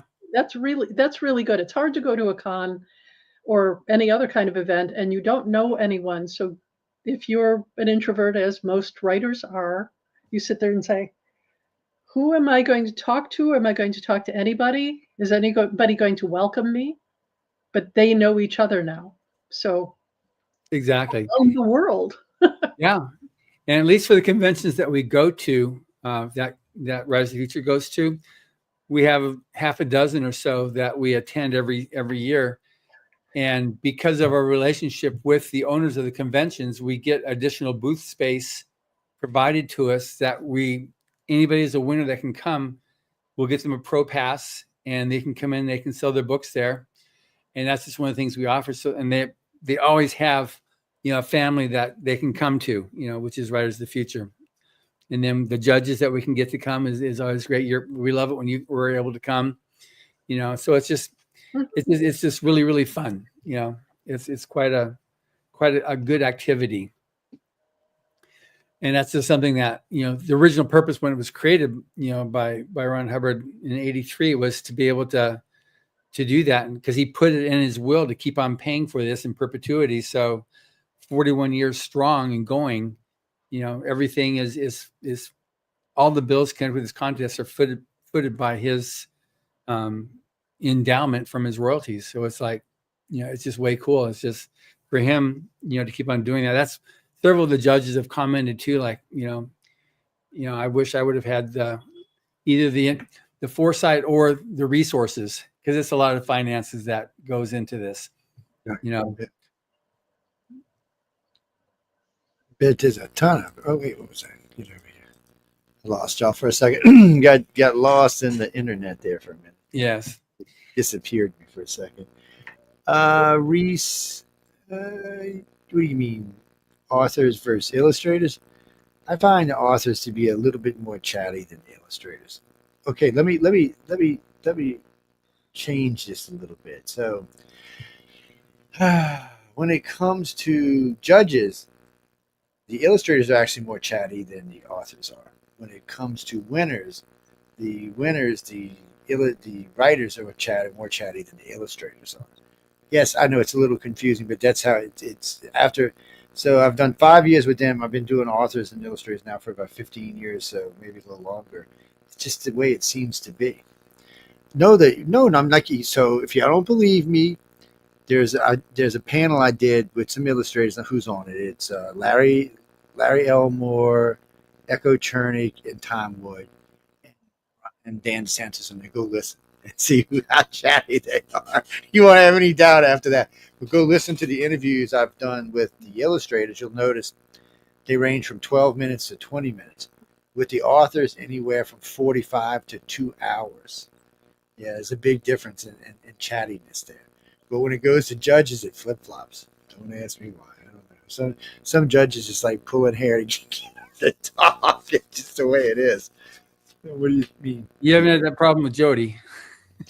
Well, Jody's actually well balanced. When I talk with Jody, because we've talked last time her and I did a 2-hour show, we talked about a lot of different topics. Yeah, she still has the record, doesn't she? In terms of yeah, she does actually. She right now you currently hold the video record at 2 million, and Wow. so yeah, that was good, and a lot. Well, because we like I said, we talked about a lot of stuff that day. We talked about a lot of stuff if you wanted to be an illustrator or an author.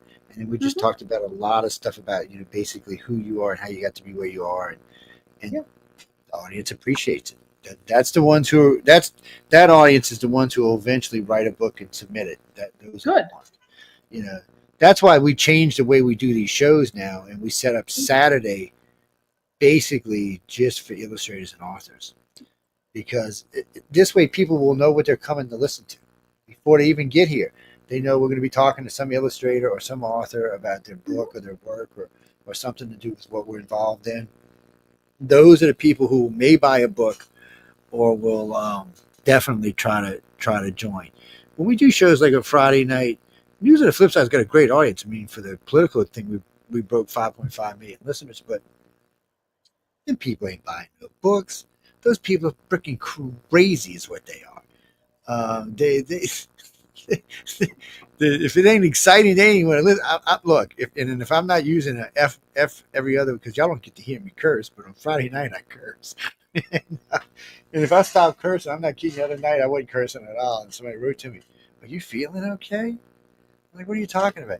You haven't said the F word the whole entire show, and then I went off and said it for that's 10 minutes. I said, "You happy now?" Like, it's a weird group that listens to that show. That's all I can tell you. And it's the same thing for Wednesday night. I mean, Wednesday night, I'm way more laid back, and there is no cursing allowed, or politics, or religion allowed on that show. So it's a different type of audience altogether. But they're also not going to buy books. So we decided we'll set up a day where people know if they're coming. There's at least there's a chance they'll buy a book, or they'll listen and maybe submit and try to be a winner or something. And that's really what Saturday's for these days. And it's got the Gray Zone follows after this show, which is pretty much all research on stuff like this. And then the new show, which starts, I think, on 7, it's called The Chat. It'll have a lot to talk about. Well, it'll actually cross a lot of topics. But Saturdays itself are a more kind of laid-back day. So it won't be anything too crazy. I don't want to get John a heart attack or nothing. He knows how I can be. He's been with me on Friday nights before. Yep. Now I'm going to have to sign off here pretty quick. Today we got to go. We're at the end of the year for us, and so we have. I'm a book publisher. We have inventory, so everybody's been counting. He's not your job. So look, I don't do the count. I do quality control. I do random. Okay, because I'm going to say you and I had to talk about. Who's no, I don't do the counts. I do the quality control. I do random checks throughout the whole warehouse, and then you tell Sarah, and then it goes to the accountants who are the total they're the roughest ones. So tell Sarah and Maliva I said stop shucking their job and get to work, man. I know what's going on over there. I know what's going on. That's going to go well. No. Yeah. So anyway, Happy New Year to both of you. Give a big, a hearty handshake to Bill for me. Well, okay. And a big hug from me to you. And why don't you give Bill a big hug? That's for you to do, Joe. You're the one that's got the hot for him, evidently. He is the only one that can get Pat Henry to talk the way he does. I mean, Pat will talk, but when Bill's there, he talks way more. Way. They are very good friends.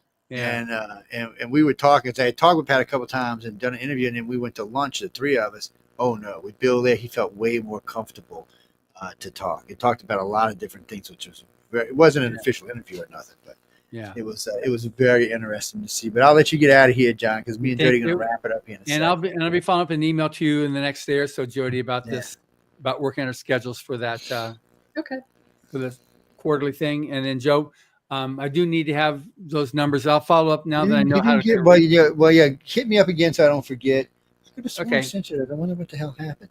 I don't know I either. even had him in the thing. Happy New Year to you, and say hello to your wife. And yes, give the boss lady a hug for me, Charles. I still love you. Happy New Year, and to Emily, the brains of the family. Exactly, that's a fact. The evil one of the family is what that is. We know now. We know the truth. Yeah, Wait, exactly. People listening, I'm getting in trouble. Yeah. Okay, thank you. Okay, bye-bye. Good. What's that, Justin? Emily Goodwin. That's John's wife. Yeah, that's who we were just talking about. As far as Sarah and Maleva, you're not going to know who they are unless you attend, so don't worry about it. They're evil. All three of them are just evil. They're sweetie pies. They put up with me quite well, actually. No, I don't even go around Sarah. Sarah puts my ass to work every time she sees me. I said, Sarah, I'm here for press. Oh, no, come do this. I'm like, oh, and Claude does. Tell you to watch Claude. Claude's bad about putting me to work. It's what happens if you stand around and write it in the future. They find something for you to do. That's what you stand still too long, they will put you to work. Oh, yes. Well, I mean, so, somebody had asked me this the other day, and I knew you were coming on. I wanted to ask you, but sure. So there's a lot of stuff that goes on at Writers of the Future. There's the gala, but without the gala, what do you think is your favorite moment there at Writers of the Future? Because I know it's a long, busy week, and I know it's a hard thing to ask because there's a lot, and I know you also teach while you're there. Oh, yeah. Yeah. Which was last year was great, by the way. But anyway. Thanks. Well, you're welcome to sit in anytime. Have fun. I think one of the best moments of the whole gala is the great reveal when they set up the pieces of art by the illustrators, and then the illustrators stay in the room. The judges come and hang out in the room, and then they let the writers in, and they see their piece of art for the first time. And it doesn't take more than a snap for them to recognize what piece is theirs. That's amazing. And the looks on their faces. I could send you a couple of photographs that I've taken of people seeing their art and either going crazy for it or just quietly falling in love with it. And it's a marvelous moment. And it doesn't last very long because by that time they're talking to the illustrators, they're jumping up and down, they're hugging people, they're some of them cry. It's a great moment. There's a lot of crying goes on. Yeah, that's true. Justin, so they reveal during it's like midweek. It's pretty early on. It might be. Always be confused because they want them to get to know each other, the artists and illustrators and writers. And it does help bond everybody too. It really does. It does. No, Gene. So they just set up a room and they set up all the artwork from the illustrators. So everybody's assigned a book. The illustrators are assigned a book. Who does it? Echo does that, right? I think actually Maleva does. Oh, does it? Maleva see it. Yeah, Echo goes over everyone's portfolio, and she chooses them, nurtures them, gets them going on these. But I think Maleva's the one who matches them with the stories. Well, Maleva's good at what she does. I don't want to hate on her. I like to pick on her a lot, but I always call her shorty and stuff on there. She's gonna hurt me one of these days. You see it coming, but it's. I find it most interesting because when you walk in, it's just like you said. I mean, people they walk in. These authors walk in and they look, and it doesn't take very long for them to recognize their part that goes with their story. No, Bruce, they don't tell them. No, they don't. They let them. It could be embarrassing, but so far I've been there 5 years. It hasn't been. Somehow or another, them authors always know. They know their stories intimately, and when the artist has brought out something in the story that the author perhaps thinks nobody noticed, is really marvelous. That they get that tiny detail and build on it, or they just get the character and make the character come to life in their illustration. Beautiful work, just beautiful. Actually, Gene, on one of the websites somewhere, I think it's on the iCar web. No, it's on the UPRN website. There's a couple of them I filmed over these videotapes, so you can watch when I come in. So I'll go in for a little while and walk around, see everything, just so I know where everything's at, and then I'll go back outside with the authors and wait for them to come in. That way, I'm standing behind them when they're coming in, because I also know other people are in there running videos and taking pictures too, like Maliva, who can't help herself. She takes 500 billion pictures. And, so it's part of her job. I like to give her trouble. It is her job. She's a good photographer. She's a good photographer, and she's just short enough that she's not in my way, or I'm just tall enough that she's not. Say it that way. Mm-hmm. But she messed me up a year before last because she gave it to what's her name? Oh, now I forgot Amazon. Why I can't remember her name. There's dark hair. Anyway, she gave it to one of the other ladies who worked there, and she was taking pictures, and she's about the same height as I'm. Actually, she might be a little taller than I am. So I didn't tell her. I looked up to take a picture. Her head was right in the way, and I had gotten used to after 4 years of taking with Maliv that I knew right where she was. No matter where she was standing, I always knew that it was going to be right above her head. It's kind of weird. I know people. Oh, is that Shannon? Damn, why can't I remember her name? It was the three troublemakers. I called them Charlie's Angels to see. Well, it'll come to my brain one of these. It's what happens when you get older, people. Your brain don't work as well as it used to. You have too much information going on in there. Yes, it is. And it's Tulsi Gabbard. What are you talking about, Tulsi Gabbard? I'm not even going to ask how you came up with that name. I'm just not going. Tulsi? Yeah, no. Somebody in the audience said I was talking about Tulsi Gabbard. And I'm thinking, no, Tulsi Gabbard is a politician who's running for office or some office. It has nothing to do with what we're talking about. I did an interview with her. Well, I can't remember her name either right now. She's got a Spanish last name. I can't remember her name. But she runs the museum over there.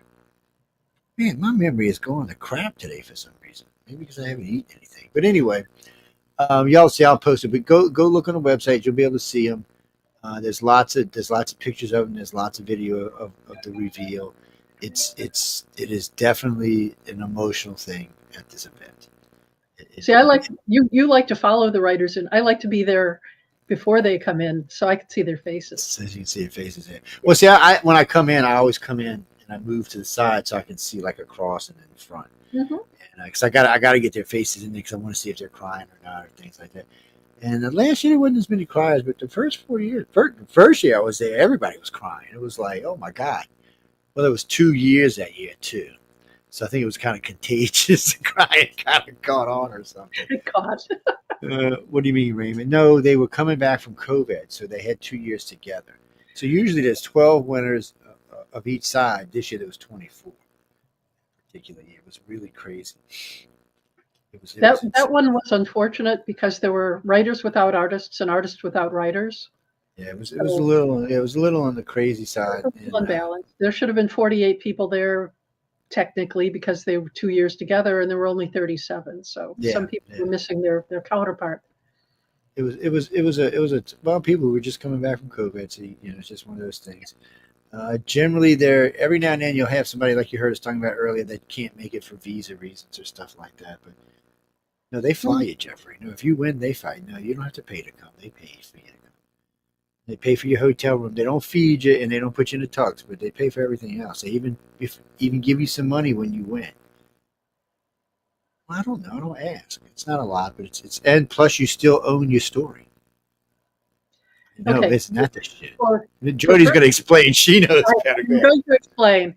For first place in a quarter, the winner gets $1,000. For second place, they get $750.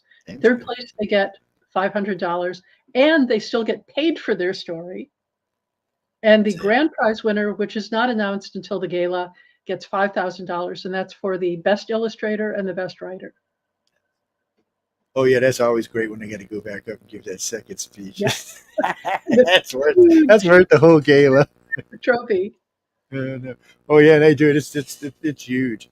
They got some at the at Writers Futures at Author Services offices, and they're pretty heavy too. What are you talking about? No, nobody knows. Even John. I harassed John. John, who won? Yeah, I don't know. I mean, John, you know who won?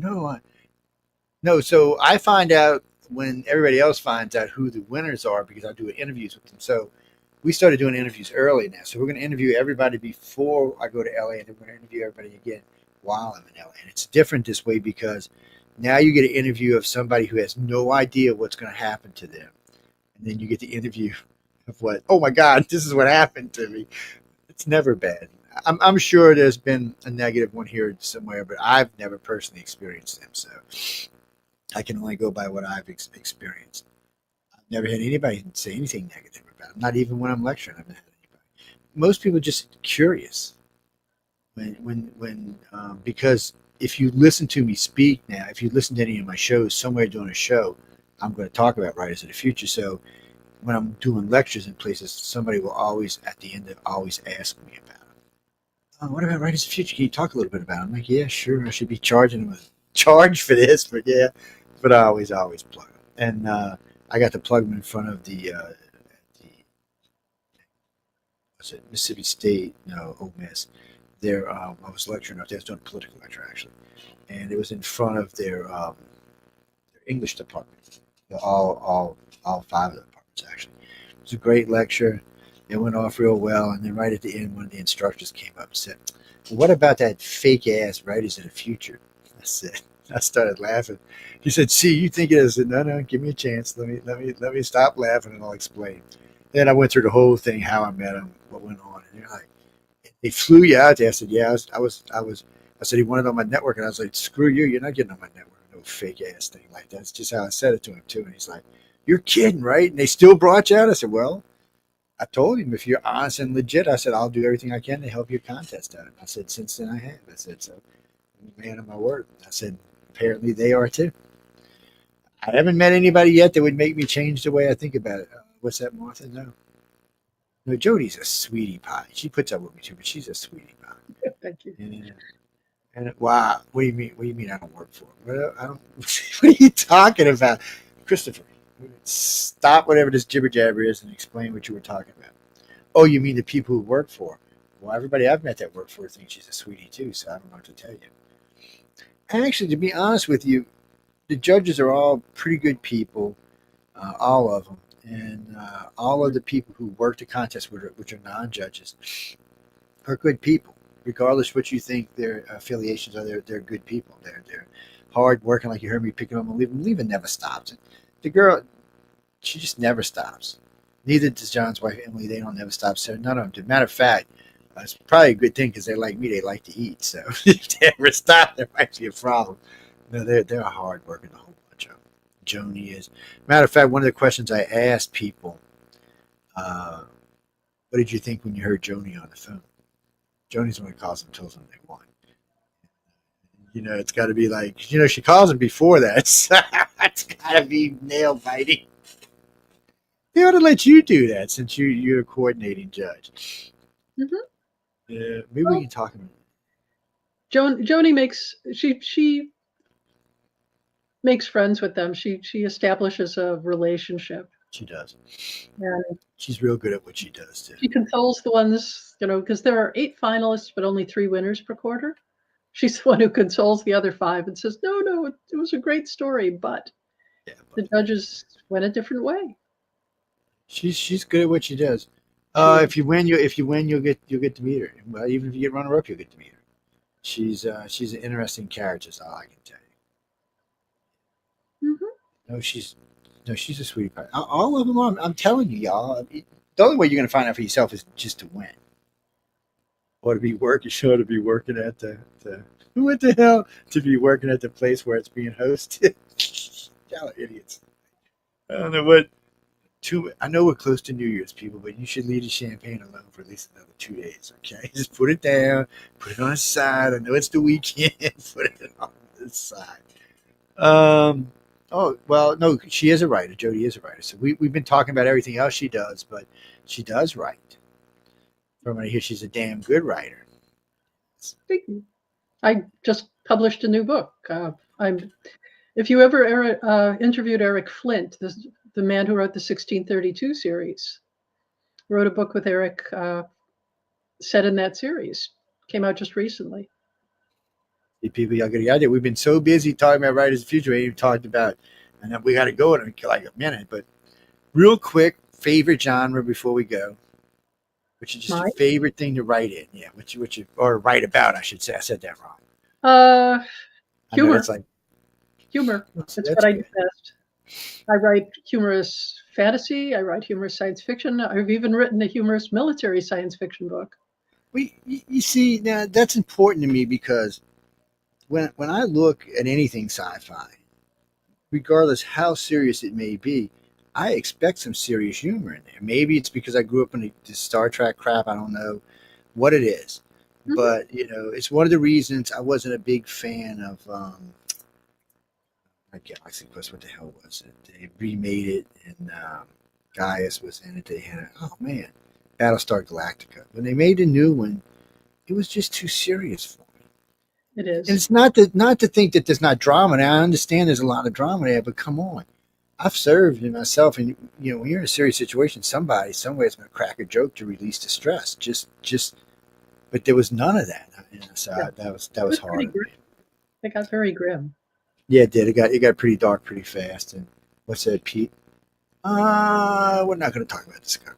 Discovery's not Star Trek. Discovery's great sci-fi, by the way. If you like sci-fi, it's fun to watch. But if you try to fit it into the parameters of real Star Trek, you're just going to give yourself a headache. It's not. It rewrote a lot of stuff. That's all I can tell you. It took leave with a lot of things that it shouldn't have.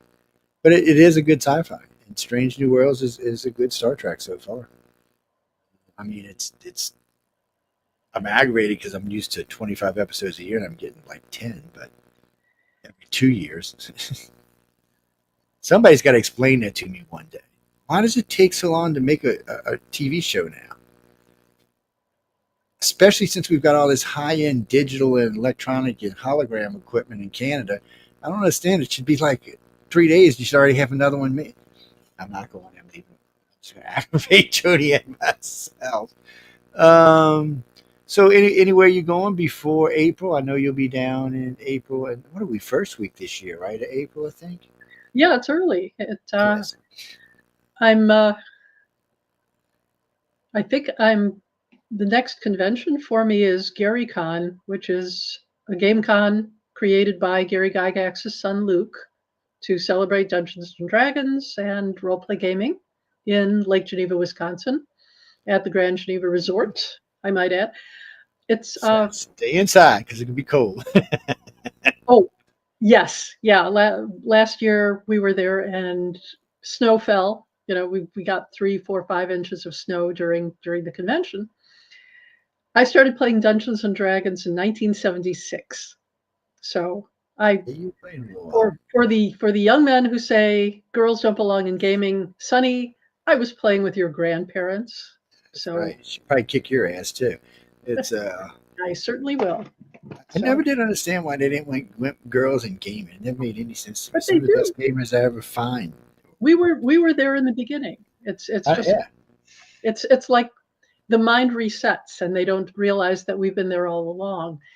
So Yeah. That was who introduced me to Dungeons and Dragons. It was a woman, actually. mhm. Was it? Well, People were playing in college. The people who introduced me to it, a husband and wife, they started playing in college, and when I got into it, there was another girl in our dungeon. We had a lot of fun. I was introduced to it in '81 when I was in the Navy. I was Hmm. introduced to that and the Lord of the Rings books, the trilogy. I was introduced to both of those. So, it was, you needed to have something to kill time with sometimes. So they were really good. Books were good. Learning Dungeons and Dragons was fun. I still remember our commander used to get pissed every time he came in. That game is for weirdos. I'm like, what game? He said, that game. Yeah, so you don't even know what it is. You could say it's for weirdos. So we got to the point where we used to stash it above the ceiling when he was around. Oh, you kept your dice in the books in the Yeah. ceiling. Yeah, so that's the only way we could do it. I mean, it's other than that. Mike, yes, one of our guys did that one time. He made all the cards by hand. He made basically his own Dungeons and Dragons because I guess couldn't go buy it. Don't ask me why he did it. I think it's because of where we were. We were in Millington, Tennessee, and even though we know Larry Elmore's from that general area, it's still I don't think anybody knew what the hell Dungeons and Dragons was up there. Yeah, I met Larry Elmore at my first Gen Con in 1977. So I've known him He's something else. Yeah. 8 years longer than I've known my husband. Damn. He is. I tried calling him a while back. I wanted to see how he fared with everything, but I guess I didn't get through. But it's Larry Elmore, guys. He's the dragon guy for Dungeons and Dragons. Yeah, he drew the dragons. He's a great artist. He is. Oh, he's a blast to talk to. The man got more stories than anybody I've ever met. Look, him and I talked and talked and talked. He can out talk me 5 times over. That's a freaking miracle in itself. He's a super guy. You should have Bill and Larry and a few of the people from the old time gaming. Steve Jackson. I'll have to get them all together one time and drag them on, because those kind of panels are a lot of fun. It's like when I was talking about the 4 of them, echoing them all together. That's a fun panel. Matter of fact, I gave him the snowball mic. It's just passing between y'all. And just the image watching it was fun. And then the conversations that come out are just unbelievable. I mean, they're priceless. And, people are like, well, how do you get him to talk about that kind of stuff? I said, I just asked him, and they talked about it. Yep. You know who surprised me, though, was, we're going to have to go in a second, but was Scott Card. Everybody told me he'll never talk. He never says anything. He's real hush, quiet. I said, okay. And I just got through interviewing Bill and Pat just before that. And he got on with me, and I thought I was talking to Larry for a minute. He talked a full 2 hours without any quite easily. He's got strong views on a lot of things, which I'm fine with. And I said, don't let people give you shit about your views. If they ever do, give me a call. I'll deal with them for you. He's like, what? I said, you give me a call. I said, trust me. They might want to argue with you, but they ain't going to argue with me because I'm way meaner than you are. He's like, but it was a great interview. But anyway, I know we got to get. I already kept you late. When you see Bill, give him a big hug for me. Hopefully, I'll see y'all pretty soon. If you need anything, you got anything coming out? Wait, when did you say the book was coming out? So, and where can they find it? Amazon, the usual places, Baen.com, Baen.com. It's called 1635, The Weaver's Code. And I had a lot of fun writing it, but I miss Eric. He was a great guy. No, it's always sucky when we lose people. And you know what? I hate to say this out loud, but at the particular age I'm at now, it seems like a few go every year now. Yeah. It's kind of like, I'm like, come on, people, y'all can make it another 10, 20 years. Let's just hang in there. Let's make it to all at least 90, and then we can all just kick over. That's right. Just have a seat. We got you covered. But anyway, Jody, you're great as always. Hope to see you soon. Ladies and gentlemen, any moans, groans, bitches, gripes, or complaint, please write to Michelle DeRoche, because she loves to hear y'all when y'all complain. Send me stories. Yes. Oh, and send Jody lots of stories. Well, look. This is the woman you got to impress. You want to be in the book, you got to impress this woman right here. I'm just telling you, this is it. She told you what she wanted, what she likes. You got a good idea about her personality. You should be able to write a book that wins. Well, I mean, if you got talent, you should. But not everybody can write. People look at me. I got 80,000 words, and it still sounds like jibber jabber to me. Don't worry. When I finally finish this monster thing, that's going to end up being 200,000 words. I'm mailing it to Emily. So Emily, please proofread this one.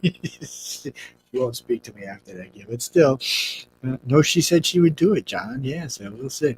But we got to go, guys and girls. So I want to tell everyone thanks for tuning in to Author Quill and United Public Radio. Hope everybody enjoyed the show. I think we're doing a chat tonight. I haven't talked to Jay yet, but it's supposed to have its second debut tonight at 7, which is in 45 minutes. So y'all stay tuned for it and catch it out. It's. You ever seen the Seinfeld show? It was a TV series about nothing. Well, that's what this show is about. Absolutely nothing. It's about whatever these idiots and myself feel like talking about. On that note, we got to go. And thank y'all again for tuning in. Good night and stay tuned. Well, what's coming on actually right now is The Gray Zone. So check it out.